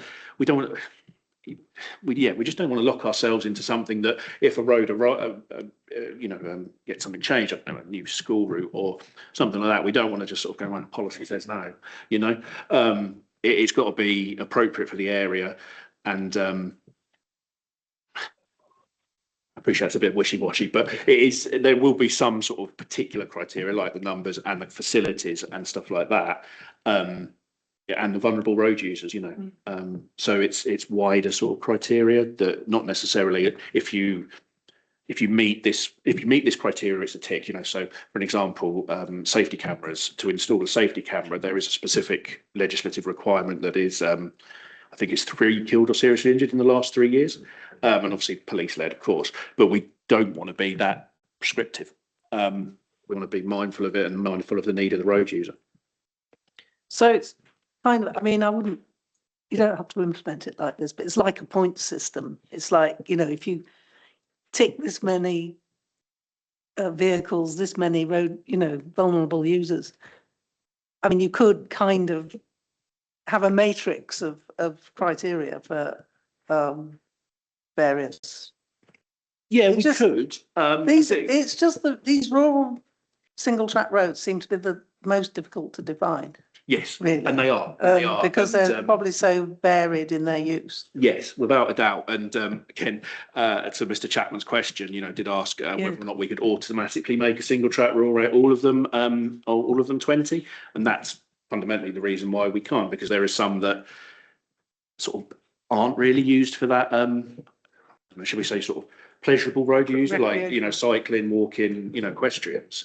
In the same way as others, if we think of Edney's Hill in Wokingham, for example, you've got nursery and you've got greenways linking it and that sort of thing. So there's clearly a different demographic to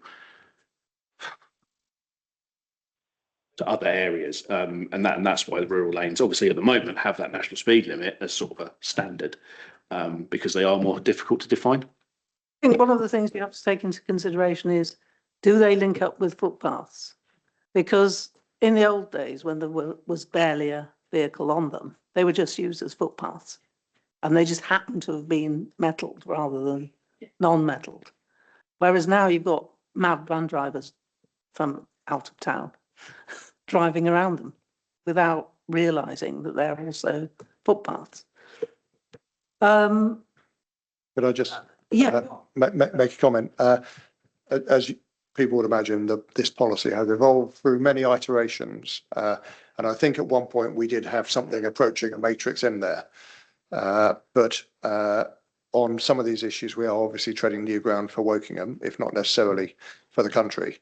And I expect a sort of house style will evolve on some of these issues, whereby we'll know that we've reviewed this question 3 or 4 times before. It looks pretty much like the last 3 or 4, and therefore it fits into that category.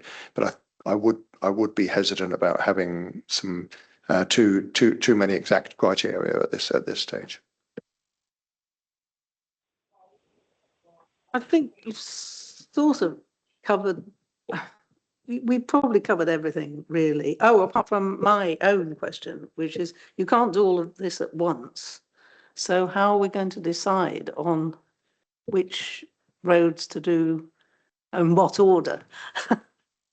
We're all going to be clamouring. The intention is that once we have the policy in place, fairly well, as soon as we have it in place, we will communicate out to all parish town councils and all councillors and invite them to express interest in roads and areas in their area to go forward with this.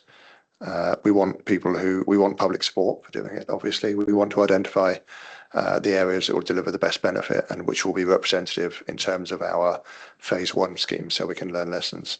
So we will see what responses we get to that. I'm hopeful we'll get a very good response, and then we'll look to prioritise internally based on, let's say, benefit, availability of funding, and finding representative areas from which we can learn lessons, with the intention then in time of rolling this out across all of those areas where people have requested them. We won't be asking too many detailed questions at first. We won't be asking parishes to propose their own schemes, but to express interest in doing this, and then the team will work with them to identify areas where we can start to implement it. I imagine this will take us a number of years based on our current funding, so there will be time to work through that progressively. Jay. So I represent Westcott Town, where speed limits are an issue, particularly around schools. I think the whole 20-mile-an-hour thing would go down well. Coming back to the Wales example, I did hear last week that they're reviewing the change to 20 miles an hour, because although people really supported it, now it's been implemented, they hate it. And it's really hard to enforce, and there is consideration. Are you aware of that? So what Wales did, Wales didn't implement 20-mile-an-hour zones. They changed their national default speed limit for urban areas to 20 mile an hour. So everything got changed across the board. There was an opportunity when they implemented it to identify exemptions to that. That wasn't widely taken up. Subsequently, they have reversed that decision, but I think they're still at something like 96% implementation. and there was a lot of noise from a small part of the population, I think, around this, and it became quite political. But their first year results analysis was published in July this year. And so the evidence is pretty compelling of the benefits it's having. And I haven't recently seen much in the way of negativity about it. I'm not sure if you've seen something more recently than I have, but most of the noise seems to have quietened down now that the results are coming through. Mary Louise. Yes, sorry, I was shaking my head vigorously because I think, but first of all, I think we need to be, and I was kind of struck, I wanted to know how much this was part of your planning. The roads that you make 20% change in their use, yeah, as the perception, as the safety of the road and the perception of the safety of the road, which is often more important, different kinds of users use them. So this is kind of like an iterative process, like as, you know, as there's what's happened elsewhere is that, you know, where you've had that change in the speed limit, cyclists have come out, different people, and also people have stopped in some cases, you know, using the car for journeys because it's quicker to go by other ways. So, you know, it's part of we're not planning, we shouldn't be planning, and I know you're not, but we need to be aware that we're not planning simply for existing road users. We are planning for the people who would use the roads if they were at 20.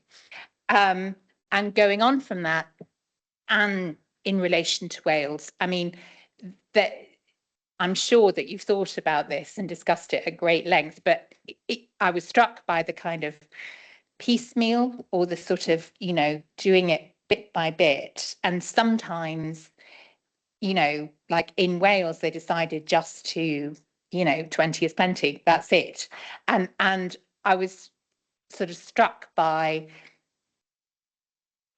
is it, you know, in terms of gaining public buy-in, is it because we know there's a political cost to this, yeah, some of us are still licking our wounds from recent events, wasn't the only reason by any means, but you know, we know that there is a political cost to this, but in terms of getting public buy-in, is it not better just to say we're going to have a 20-mile-an-hour speed limit throughout the borough?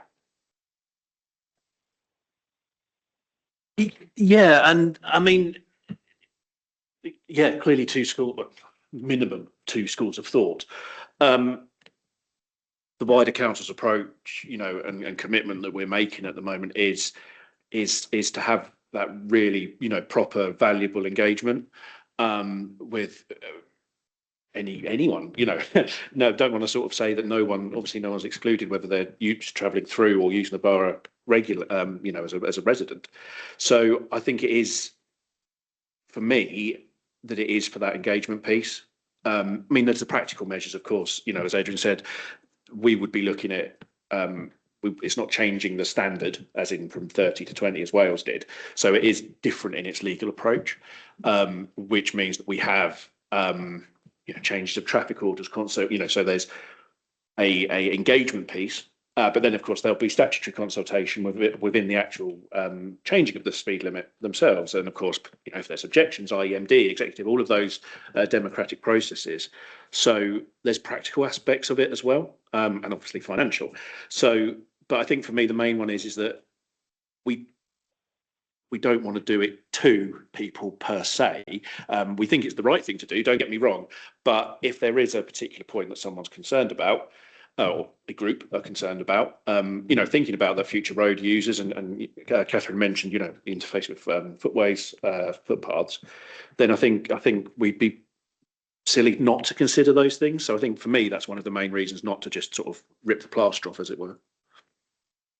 Yeah, there's a fundamental legal difference. Wales, as a state, was able to change its law to say the default is now 20. We don't have that luxury, even if we wanted to do it here. So we have to implement 20-mile areas as opposed to changing the default. The ability to do it all in one effort as well is somewhat resource limited. I think it's also a good idea to start not necessarily slowly, but to start and learn before we implement it on a widespread basis. If you do the maths based on the metrics from Oxfordshire, this is about a £1 million project overall, I suspect, because we're doing it in slightly different areas. It costs a little bit more, but this is affordable over a small number of years. I would hope we wouldn't take too long to do this, because consistency is one of the things we're trying to achieve from a self-enforcement point of view. But as I say, we don't have the luxury of changing the law in the way they did in Wales. Sorry, yeah, I do understand that, but there is a principle at whether you're going to do it, piecemeal or sort of like, and the risk is, or one of the risks, which I'm sure that you're considering, is that each one will become a battleground. Yeah. And there will be this sort of like endless, and as you say, consistency, driving through areas where how fast you're meant to be going, and crucially how fast other road users are going to be going is a prize to be considered as well, isn't it? I mean, I recognise A, that you've thought about this, and B, that there aren't any easy answers, but I think there is there's an argument for thinking bigger on it. Yeah, just sort of thinking around as sort of the conversation went on, but as a sort of thought exercise, we have looked at some areas, and by no means, locked in or anything like that, but sort of for more, as you say, for that logical and strategic approach as well. Wokingham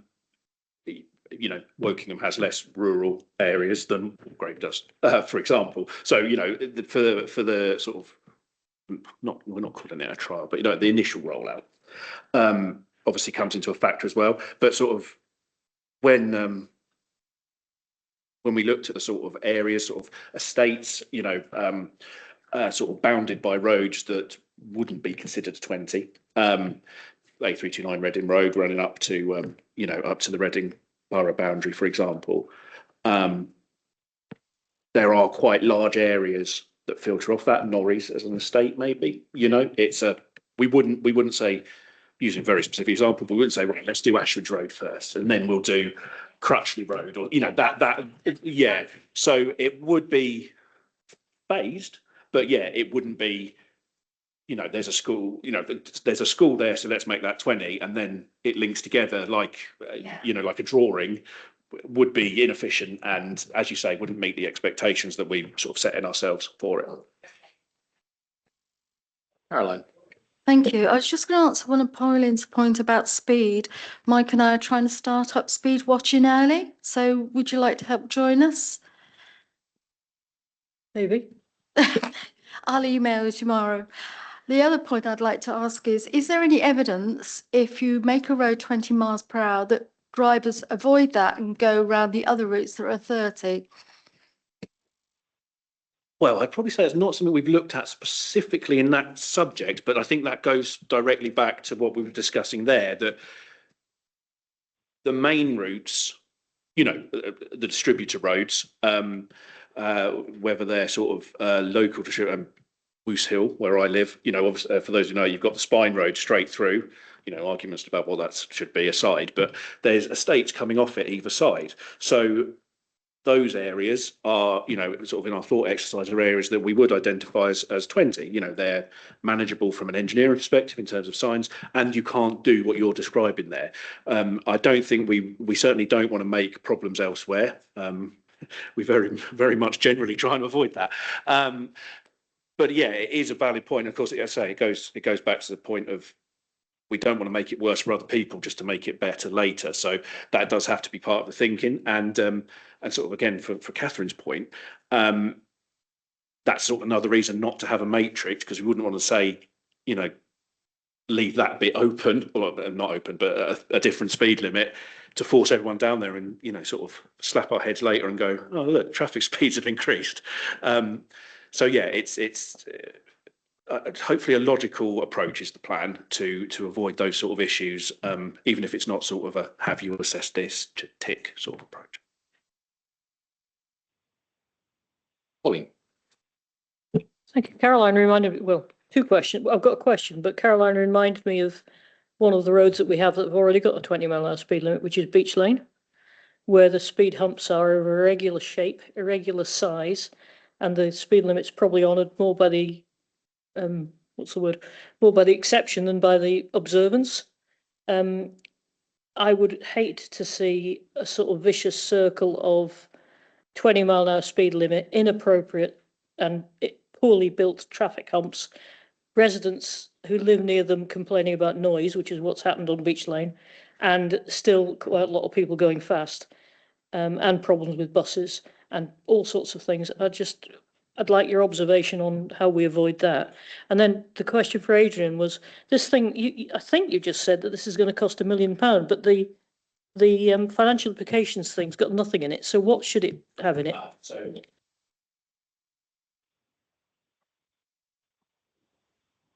The cost in the report refers to the implementation of the policy.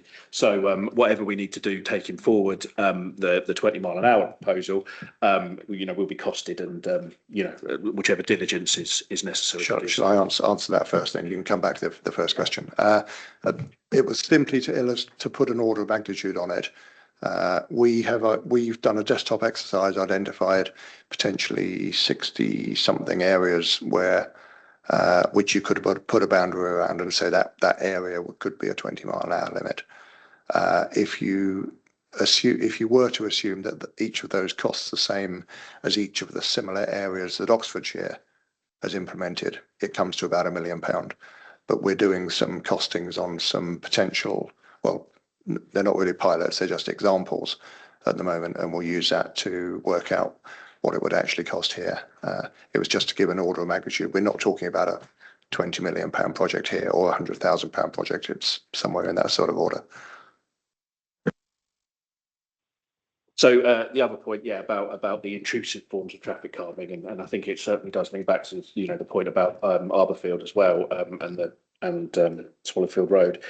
We're not necessarily looking, well, in the first instance, we're not looking at intrusive traffic calming. Yeah, in those, we still get those complaints about historical sort of installed items, as much as I'm sure every councillor does, sort of when you're on the rounds. I've not heard the particular complaint about Beach Lane myself, but I mean, I don't know. Maybe it's gone to maintenance for something to look into. Because I mean, obviously the hump should be of a standard size, but that's something. Sorry, I've complained about them several times, and they're not a standard size, and they are some of them are quite vicious. Well, they should be, and they're varied as well. So I've certainly complained about them several times. I was so missed that myself rather than, but no, fair play then. Good. I'd hate to think I've missed something, Pauline, as you know. But yeah, the argument about noise, vehicle vibrations. There's the studies, Transport Research Lab studies show that unless you're really right on the road, it's unlikely to cause ground-borne vibrations are unlikely to cause significant damage to a property. But of course, it still remains a big concern for residents in that situation, and not just from traffic calming, but from just general usage and the road surface, etc., etc. So, yeah, that and the impact on buses, ambulances, etc. We're not really thinking, I think, to be fair, for those sort of intrusive forms of traffic calming. We want it to be natural, I think, and those considerations, would be made if we did identify the need, whether through this or any other of our efforts, would certainly be a really big factor. Just to be clear, the issue on Beach Lane, as far as I'm aware, is not damage to houses. It's if you live next door to the hump and somebody's driving fast, especially in a bus or a vehicle, there's a lot of whacking noises going on. And everybody, it's quite interesting. You go down Beach Lane and talk to everybody on the road. The people who live by the hump always want it somewhere else. Yeah. Precisely, yeah. So you get 50-50 in favour and against, and the 50% that are against live by the hump, and the 50% that are in favour don't. And wherever you put it, somebody would be upset. I think that's fair, isn't it? Near the top is the biggest one. Yeah. Oh. One, yeah, Wilderness Road, yeah. Yeah, it's a bit of and the one at the other end, actually, in Beach Lane, is also a very strange shape. We'll take that back to Thank you. make point. Yeah. Yeah, they're not, they're very old and they're not tables, no, they're actually humps. Excellent. Thank you. Catherine. You mentioned village gateways. Is there any data for how effective they are?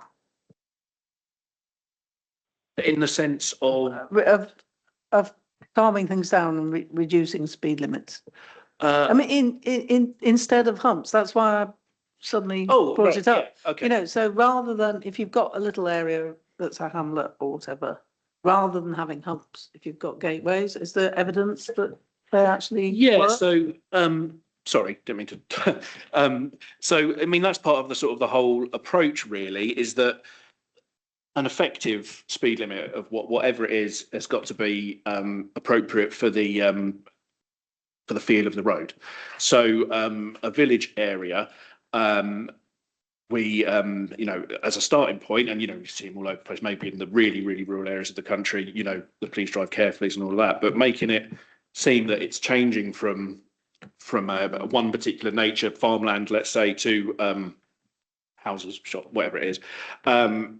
Yeah, that wider does have an impact, and it is about, you know, we say self-enforcing, but it is just to make people stop and think. And I mean, you know, I think everyone likes to think they're paying attention all the time, but it's those sort of features, you know, SIDs, speed indication devices, vehicle activated signs. It's those sort of things that can just flash up, make people think, and you know, impact habit. Because yeah, I mean, driving can become habit, as I'm sure we all know.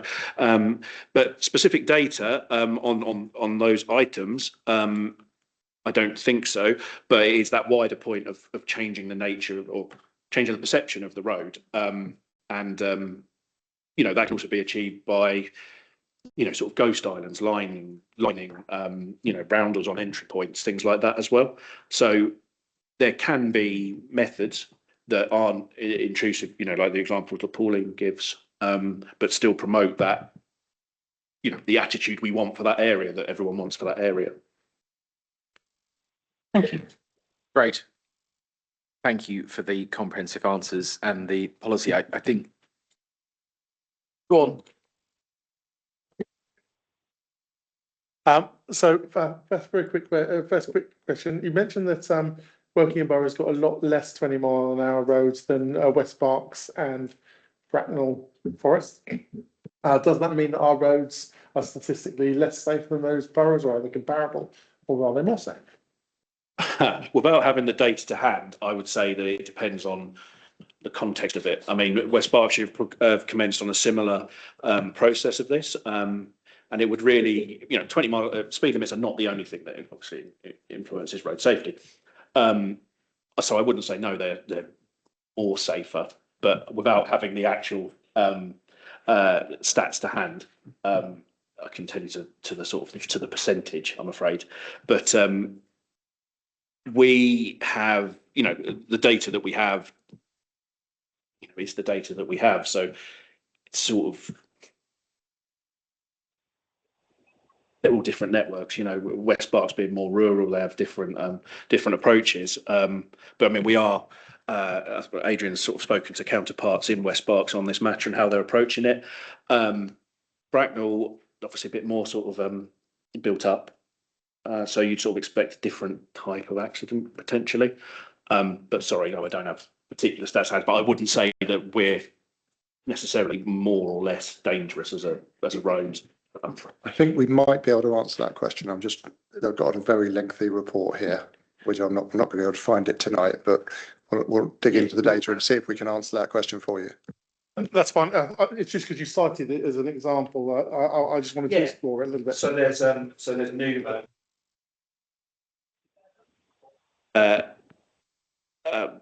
tool that's been published recently that's publicly available. It's that Adrian kindly provided with us is called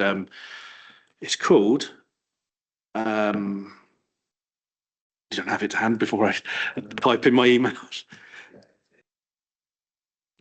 Yeah, I've got it here. It's speedmap.co.uk.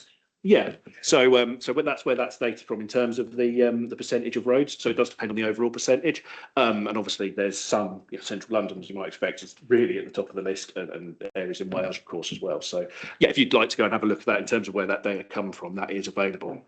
Yeah. Okay, so second question. In terms of speed, obviously, we're talking about speed limits. We're not talking about the speeds that people actually travel. We're talking about speed limits and changing a speed limit.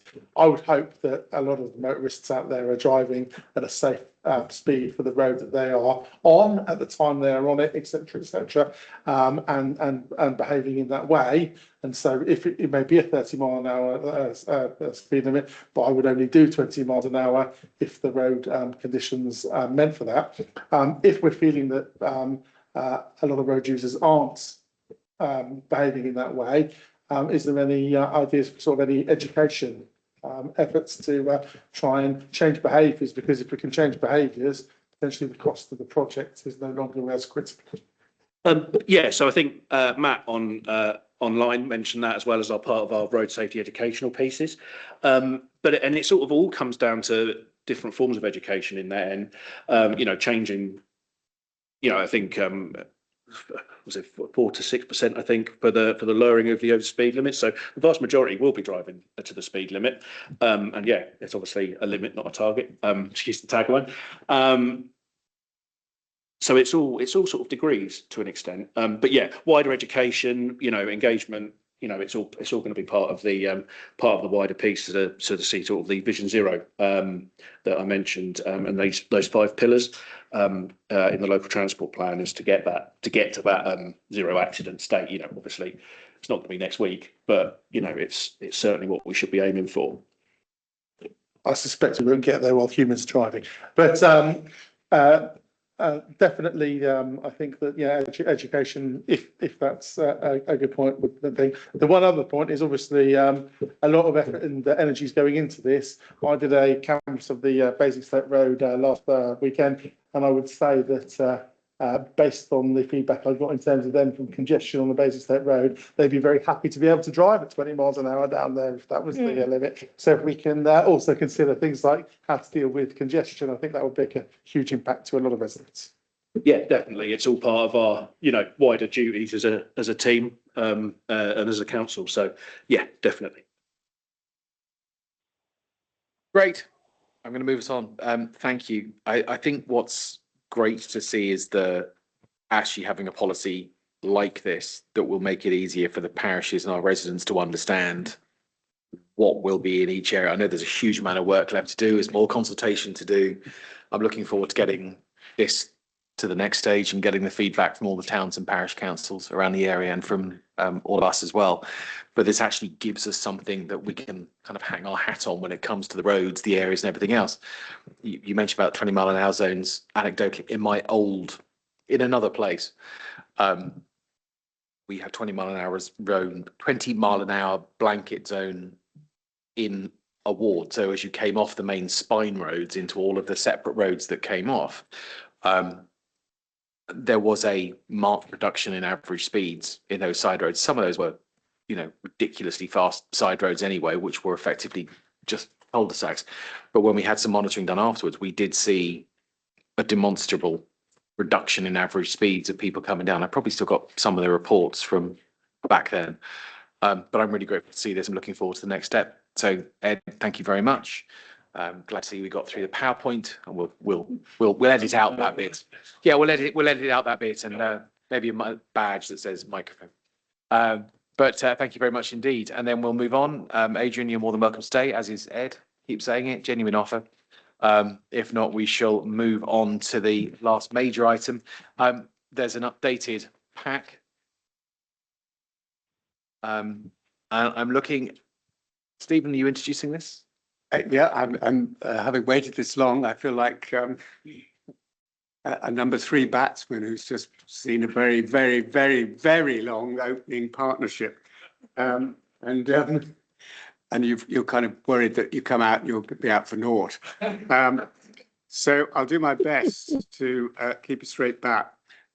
In essence, we are required to comply with a lot of new requirements, legislative requirements, which the regulator for social housing is in charge with ensuring we comply with.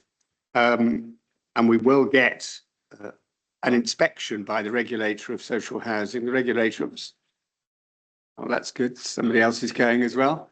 I try not to take it personally. I was say don't take it personally. Yeah, but when I start talking, this happens quite often. The regulator for social housing is in charge with inspecting all providers, not just councils, but all registered providers, housing associations. And in order to prepare for this and ensure that our service is at the best level it can be at, because ultimately we must remember all of this compliance is for the benefit of our residents in our social and affordable housing. In order to prepare for that inspection, we've commissioned Campbell Kell, who are experts in this field, to try and identify as critical friends how we're doing as a housing service. And as you can see, we've got in the report their assessment, their full assessment, and you'll see that there are some notable strengths, particularly quality and commitment of our housing officers, which I can testify is really exceptional.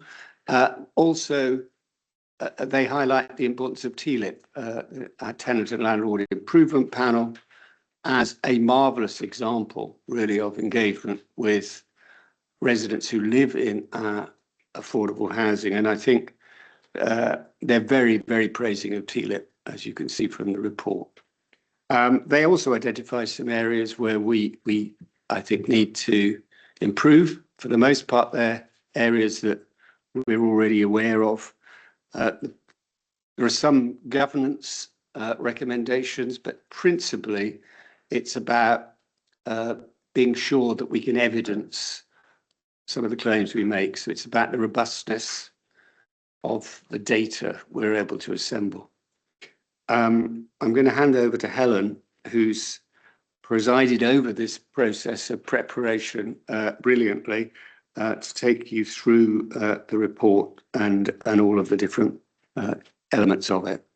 But if there are any, obviously, if there are technical questions, Helen will handle them. If there are political questions, I'll try and handle them. Thank you. Helen, over to you. Thank you for your patience. Thank you. As Stephen says, the regulator of social housing is introduced to make sure all of us as social landlords are delivering a quality service. And whilst some of this data is quite dry and quite it's quite statistical, at the bottom of this is that we ensure that all of our tenants live in safe and pleasant homes. So that's why we do this. The housing officers and the technical members of my team are exceptionally passionate about that. So I think it's just worth remembering that this is as a result of making sure that our tenants have safe places to live.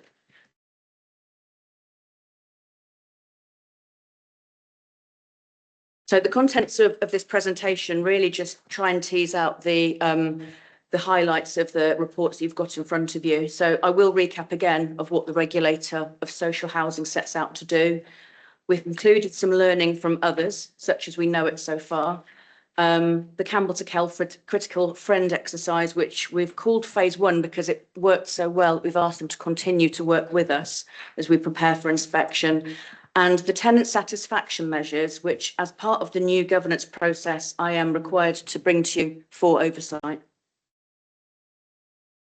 So the regulator of social housing, it's an independent body. The Ministry of Housing, Communities and Local Government, as they're called at the moment, sponsor and commission that. They regulate all registered providers of housing, which essentially are council housing and housing associations. They assure compliance with 2 main categories, which is the consumer standards, which is safety, quality and accountability, and economic standards, which is the governance process, how we set our rents and the financial viability of landlords. They do have strengthened powers by the Social Housing Regulation Act, which was brought directly as a result of the Grenfell Tower tragedy and the fact that tenants simply weren't listened to in that disaster. So we now have routine and reactive inspections. So the routine inspections are a 3-year programme, which we're now 18 months into, whereby as a landlord of over 1,000 properties, we will be inspected at some point. Reactive inspections are triggered where there's a self-referral or there is a major disaster or concern around a landlord, but we are expecting a routine inspection around about 18 months from now. There are enforcement actions that they can take, that regulator can take for non-compliance. We have not seen that yet, but they do have powers which are quite wide-ranging and can be financial in their nature. The regulatory landscape, just as a reminder, the regulator is, as I've just explained, the housing ombudsman, and sometimes the terminology is used interchangeably. Let's get to the screen.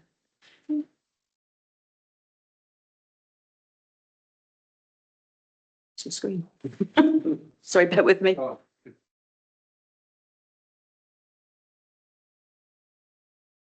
Continue talking. Thank you, George. Sorry. Got the presentations. Wait, sorry, my computer's restarted for some reason. The housing ombudsman and the regulator of social housing is back. Are used interchangeably, but the housing ombudsman has a very different role, which is essentially to work with tenants and residents when they have a complaint and they don't believe the landlord has addressed it. So we are required to abide by the complaints code, and the ombudsman will name and shame when there's maladministration of social landlords. The building safety regulator, which we do not, we're not concerned with because we don't have any buildings that fall into that criteria, focus on the safety of a building and generally are tall buildings or buildings of a non-standard construction. So going through the consumer grades, which is what the housing regulator can deliver to us further to the inspection, they range from C1 to C4, and you'll see that the descriptions are set out there. Generally, councils have been in C2 and C3 so far. We will work towards the highest grade that we can possibly get, and depending on what grade we get, we will work up to the next one. We have looked at the criteria that have been applied to the consumer grades when the regulators produced their report. We regularly will dive into those to pull out the key themes and the key learnings for what appears to be a grade. You'll see as of August of this year, 43 local authorities have been inspected. 3 have got a C1, 13 have a C2, 25 C3, and unfortunately 2 have a C4. The common themes, and I think these are reflected within the Campbell to Kell report, are the gaps in relation to the health and safety compliance and the lack of evidence, significant backlog in repairs, a number of home not meeting decent home standards, a lack of proper access to assess and mitigate risks where issues are outstanding, failures to establish proper tenant engagement structures, which, as Stephen says, that is not something that afflicts us. Our TLIP is a very strong and helpful body, and the issues with collection of tenant satisfaction data. So Campbell to Kell are aware of what the regulator's been looking at, and they've had particular regard for those items when they've looked at how we are managing our housing stock.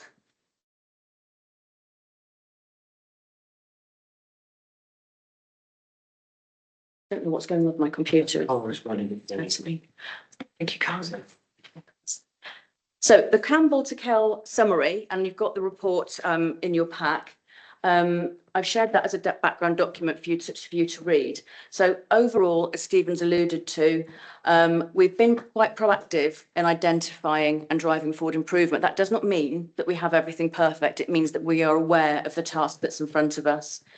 We do have a good self-awareness of the work required, and I sit on a number of panels and bodies that we do very regularly go through what's required for this. As highlighted by Campbell to Kell, that is a positive in itself. We're not labouring upon the misconception that we don't think we have issues to solve. And again, the excellent relationship with tenant groups was noted. I've worked for previous organisations where tenant engagement has been an absolute nightmare. So I think TLIP is very, very valuable. So in order to embed the improvements, they shared some recommendations. These recommendations are all being acted on. So to develop the governance structure so that oversight and escalation routes are clear, and that's part of the reason I'm sitting in front of you now, is that this is part of the oversight process. We have a housing improvement board, which is chaired by Susan, the chief executive at corporate leadership team. We are working to strengthen the TLIP formal oversights of where they sit in that formal process, and obviously you guys as elected councillors. And we are developing assurance framework, which really sets out who is looking at what and when, what that governance process looks like. We'll also be mapping out the compliance and assurance against the current consumer standards. And as a priority, we're testing and validating our key data. So we're looking at our stock, our decent homes, our health and safety, the tenant satisfaction measures. So looking at the data that we have, checking it again, that professional curiosity, checking and challenge what that data is telling us. So tenant engagement, yes, we're very strong, but we do have opportunities to improve. We have reviewed how TLIP sits in our formal governance arrangements, and they saw this presentation on Monday prior to me coming here. We are looking at our tenants charter, and there's been great debate about what that name looks like, what we should be called. They're very keen that they're called residents. So the residents charter is being redrafted, and it has direct regard to what the regulator is asking us to do, so that TLIP, as was, will be slotting in with what the regulator is expecting to see, and making sure that key information is shared and accessible to our residents, and it's easily found on our website. Now, that's a work we will be doing with our comms team. I certainly know that Campbell to Kell struggled to find things on their website, our website, and they knew they were looking for. So that's something we're really keen to work with the comms team and residents to make sure that things can be easily found. Documentation. Again, this sounds like a very dry subject, but this is the bread and butter of how we make sure our tenants are safe. So making sure our documents are finalised, dated, including version control, making sure we've got clarity about when and where reports have come from, been shared to. There's no point having a process, a policy, a procedure if it's in somebody's drawer, somebody's hard drive. So making sure all the teams know where they are and how to use them. We're looking at the document request list that the regulator will ask us for, considering which documents we have, which ones we need to improve on. And we're looking at evidence and assurance rather than lots of detail and reassurance. So I can sit here and talk for hours and hours about how well I think we're doing. What I cannot do as well is show you that evidence and make sure that that data will stand up to scrutiny. So we're assessing the gaps where that evidence needs to be strengthened. The next phase of the critical friend exercise is working through this action plan. Campbell to Kell are not doing it for us. We will be doing the work and then regularly checking in to Campbell to Kell saying, what do you think? Have we missed something? How can we make this better? The assurance framework will be finalised imminently, and that will be presented to overview and scrutiny in due course. And the assurance framework is essentially the roadmap of how we make sure that we're doing everything that I've just outlined. So moving on to the tenant satisfaction measures. This is something that you as elected members need to be aware of and need to scrutinise. There are two key components of these measures, the tenant perception ones, which are based on what our tenants tell us, and the management information, which is based on the data that we already collect. So our gas inspections, our electricity certificates, and so forth. So going to the first one, which is the overall satisfaction. Now, you've got the full report in your pack, but 64 tenants who responded are satisfied, which is great, but this is down from 81 the last time we asked them. Now, there's a number of reasons for that. One of them being is that we have scrutinised data more rigorously this time, so I am confident that that 64% is absolutely correct. I'm not saying the 81 wasn't, but this time we've really made a concerted effort to look at that data. We do have an increase in satisfaction with ASB, which is quite considerable. That is one part of the transformation journey that we're on. We can show where we are making improvements. We're not finished, but we have managed to make an incremental change in the way we manage and report on antisocial behaviour in our housing stock. We're using now Housemark, which is a data and insight company into the housing sector, as well as the regulator. They also state that the repairs and maintenance continues to be a strongest driver of overall perception of tenants with a landlord. And I think our data almost identically reflects what the housing companies have found with the situation we've had with the outgoing repairs and maintenance contractor, where we did fall below the standard we wanted to. Obviously, we work very closely with the housing companies, and their data matches ours in terms of tenant satisfaction. Another thing to note is generally local authorities are scoring lower than housing associations in the TSMs, because local authorities, as we've seen, have many other things to worry about. A housing association is only concerned with delivering housing services. And I think that the regulator is very alive to the fact that this is a huge journey for local authorities of any size, that we've never had to operate under this regulatory regime before. And for many of us, it is a transformational piece and a learning curve. We do need to publish our results, and we have done that, even though there are no timescales to meet. The regulator will be providing nationally what those figures look like. It's due to be on the 25th of November, and I'm not sure whether the budget will move that, but we are expecting that in late November. And there also isn't necessarily a correlation between tenant satisfaction performance and a regulatory inspection rating. We've looked at some of the outcomes of inspections and the TSMs. There isn't necessarily a high to low correlation with that. In addition, this time 25% of each question was in the middle, which didn't really contribute either way. So this time we are looking at doing the surveys much better. We've learned from the housing companies, who have a much more hands-on approach because of the nature of their tenants. So we are looking at, well, what we have been doing is working with our tenants, going out, speaking to them, giving them different ways of returning that information. And we're also using GovMetrics, which is a very clever system that I can't pretend I know how to use. But when we pump the information in, it's able to, we can interrogate the information and split it in different ways. So that enables it to stand up to scrutiny better. So these are a summary of the results, which again are in your pack, and you'll see the overall satisfaction is 64% and how that's broken down. Again, we want to understand this time more of what that looks like and not just take the percentages at face value. So the information we're gathering this time around, we will have much more analysis of it, and we will be looking in to see why those percentages are what they are. And then the next one is the management information. Now, this is information that we collect ourselves. So we have various different methods of looking at what we're doing in terms of what we're required to report on, which is set out there in terms of inspections, certificates. We actually also operate the new our AMS law requirements under this basis, even though we haven't reported on it this time. We will do next time. Now, what we don't know is that we have 100% of information for all of our properties. So while that says 100% and that stands up to scrutiny, I do need to draw your attention to the fact that the next time I come before you, they may not be 100%.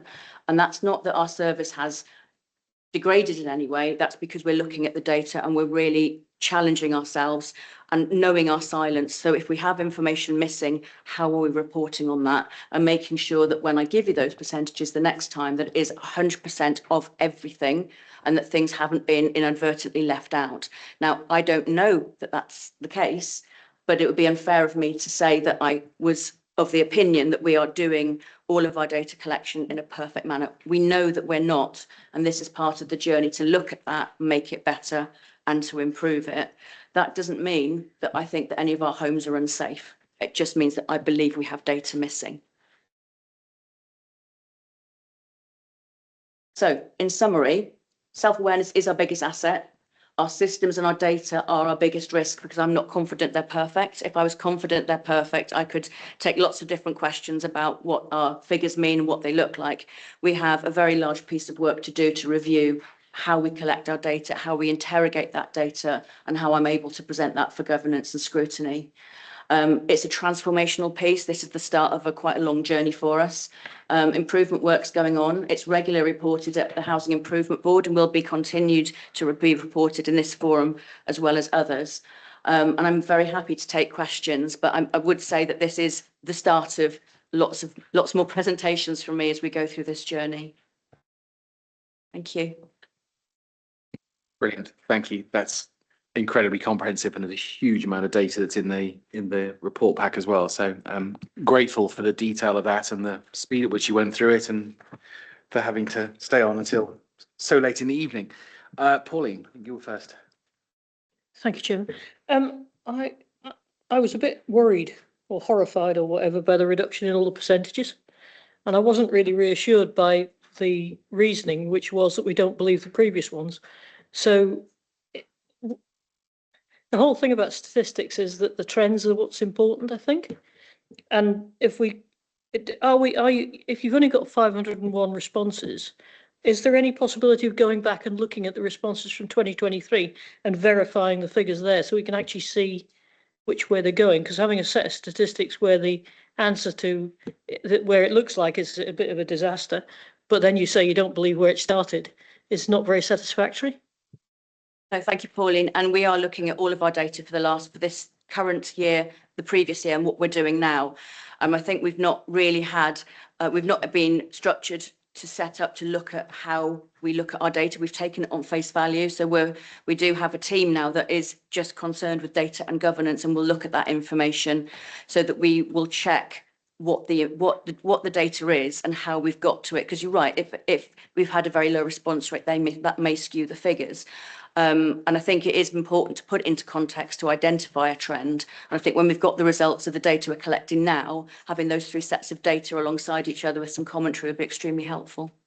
So when you've actually re-reviewed 2023's data and got more confidence about what the percentages actually are you going to give us it back as well as the 2020? Yeah, absolutely. I think that'd be useful. Thank you. No, for me, sorry to interrupt you. For me, I think it's important to see what's going up and what's going down, and then understand why. Because the tenant perceptions is extremely important for us, because we can look at all of our hard data and think we're doing a good service, but if our tenants are telling us something different, then that's not the case. So I think having those three sets of data, I think having two isn't going to tell us quite enough, but having those three sets of data over 3 years, I think will be quite information. Sorry, that maybe I misunderstood. What I was asking was, are you going to go back and look at 2023's data and actually restate it properly in the same way as 2024's, so you can see what's happening? Yes, yeah. What we'll do is we'll compare the two sets of data. I think the problem is for last year we collected it in a very different way because we didn't have to collect it in the way we did this year. And I think there's that change in methodology, but at the bottom of it there will be the base data that we need to look at and compare, so we're not comparing apples with pears. Okay, thank you. That's good. Pleased with that. Before we move on from that point, Pauline, obviously there are statistical challenges here, which we've discussed, but there is a common theme with the housing companies and the HRA, which is the repairs and maintenance contract. And that is a big driver of relatively low levels of satisfaction, overall satisfaction. We have had a particular problem, and it's not an unusual and difficult to conceive problem when you have an outgoing contractor who is not bid for the new contract and has effectively decided to pull out. It is a really difficult job managing their exit. And we had a lot of problems with work not being done properly, not being done the first time to a satisfactory level, problems of reporting, all sorts of difficulties, which were almost inevitable given the nature of the process, given the decision of the previous contractors not to put themselves forward for the new contract. I hope that we're now in a much better place with the new contractor in place, starting to remedy some of the problems created by the outgoing contractor. I think we're in a stronger position now, and I'm hoping that that will start feeding through in future statistical analysis of results. But that is a kind of big thing hanging over all this change of circumstance, and it hit the housing companies which share the same contractor in the same way as it hit the HRA. Thank you, Stephen. Yeah, I do remember that from the other meeting. So I hope we're not paying them if they're not doing the job properly. This is my first point. Well, they're no longer the contractor, so we're not paying them at all. No, for the stuff that they've done, we're not paying advance. We've had to do. We've had to ensure that the work they didn't do got done by other people, and we obviously have not paid them for work they haven't done. So we'll recover the cost of their poor performance from them. Well, I will let Helen answer that one because she'll be able to give you a definitive answer on that. But we are now trying to recover from the difficulties that were almost inevitable in that period of transition.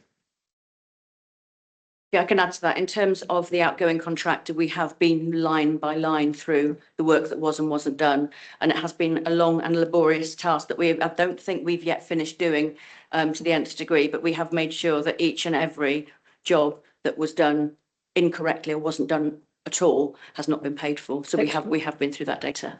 Good, thank you. And then the second thing that worried me was the ASB figure. Although it's an improvement, it's still one of the lowest figures. And I know from the council tenants in my ward, there's been some issues with ASB, and it's quite difficult to shift tenants that are causing problems. So I'm just wondering if there's any change in our approach to getting rid of problem tenants that are not behaving and continue not to behave. Yeah, thank you. So the ASB data issue is slightly different from the management of ASB. So we do need to make another change to the way that we separate out housing related ASB to the rest of the world ASB, and that's included in the data project that we've got as part of the housing transformation. In terms of how we manage antisocial behaviour in our communities where we have tenanted properties, there is a programme of improvement that we are putting in with the housing management team to make sure that we get in there much, much earlier, because prevention is always better than having to deal with the matter. And there is a programme of training that's to start in the new year where we will be working much more closely so that the housing officers are embedded in the ASB service rather than the dedicated ASB officer at the moment. Yeah, I think without going into specifics, the examples I was seeing were tenants having other people in the houses that were not actually part of the tenancy and were dealing drugs and were harassing their neighbours and all that sort of stuff, which didn't seem to be dealt with for years. Rather than, and I just is that process improving? Thank you. Yes, it is. That is my background. So that's what I hope to bring to the housing service. We've already got legal training for the housing officers starting now, because you'll obviously know from that case, once it's entrenched, it's much more difficult to deal with. So the housing officer will be operating on a first response early intervention approach rather than just referring up to an antisocial behaviour specialist. So it's a programme of training. What I would say, if there's any particular issues, as you know, you do already, is to highlight them. It is very, very difficult to deal with entrenched antisocial behaviour, which is why early intervention is always the best way of dealing with it. Mary Louise. Thank you. In relation to, I mean, from my experience as well, in hearing from residents, it's a lot about the repairs. And although I'm pleased to see that we're not paying for the individual job, there is a massive cost which has been put on. And I wondered if there was any way of clawing that back in terms of, because that cost involves us actually having to pay, pay someone else to do it and deal with the kind of, do it in, there are lots of costs. is there any possibility in the contract that we had with the former contractor of clawing that back? If we can't claw it back, is that something that could be included in future tenders? Because this does seem to be a sort of like an outsourcing issue. Yeah, so that's. Yeah, no, thank you. It's a fair I'm point. very bitter about this. Yeah. So we can only enforce the contract that we previously had, which is what we have done. So that where there are any contractual obligations that we believe we're entitled to enforce, we have done that, and we have done that absolutely relentlessly. The retendering process has ensured that our current contract allows us to do that more easily should the worst happen. I would say where we've had to give compensation to customers, we have made sure that the contractor has paid that. It's not been from the council, but we were very limited in the outgoing contractor. Obviously the contract only allowed us to do a certain amount. Where we've been able to, that's absolutely what we've done. Great. Anything else? Oh, Dave, sorry. First question, did the consultants give any idea of what we would score if we were? It's my first question as well. No, they didn't, unfortunately, and they wouldn't be drawn, and I did try. No, I think we can make our own judgments on where our strengths and our weaknesses are. And I think it would be silly to be drawn on what I think or what anyone thinks that would be. What I would say is we do have a lot of strengths, even though we also have some way to go as well to make improvements. Secondly, it may not be possible for the current contracts that is in for repairs and whatever, but could it be possible in the future to maybe link the performance in this survey to the in some way to the remuneration of the contractor? So we do, the contract is very robust in those terms. In terms of looking at how they are performing, we're operating on the no surprises. When I have the data on that dashboard, I will bring it to the next time that I come in front of you. We're currently working with that contractor so that we have a live dashboard so we can see exactly what tenants think of the services they're providing. So if something has gone wrong, almost the same day, the next day, we can be in there to make sure that it's put right. Obviously, the contract has its own terms that we can enforce, but we have a much tighter grip in terms of the performance of this contractor because of the contract that we have with them. One question, I know you're expecting to be inspected in about 18 months. Do we have a clear roadmap to getting to that magical C1 target that we'd all love to see, and and obviously be a bit disappointed if we didn't see? Yes, we do. So the roadmap is a long one. When we get our first grading, we will then work to the next one. We do have a long way to go. I can't pretend that we're perfect because we're not. But yes, there is a roadmap that's based on what Campbell to Kell have told us. It's based on we know about our own working practices. So we do have an action plan with dates. We will be inspected probably within the next 18 months, and then we'll have something to work from to work up. But there is a clear programme of improvement that is continuous, and that will go over some years, I think. Thank you very much. And thank you for staying until the end. I think it's a vitally important piece of work. And I know there's some figures in there that you probably find uncomfortable reading given the data of the past, but picking up on the enthusiasm and the confidence to go back and fix and understand and move forward. I mean, this is for the benefit of people, some of the most vulnerable residents. So I'm grateful. Thank you very much. Right. We are going to move on to the last two items on the agenda. Firstly, the forward programme for the next couple of meetings. There's one item, obviously next week's meeting. Next week is a busy week. Next week's meeting, and 2 nights of it as well for some of us. Next week's meetings are long. We got the place and growth budget coming next week. Residents parking zone, quite a large update on Grays Farm. Parking enforcement, I think, is still TBC. Is that?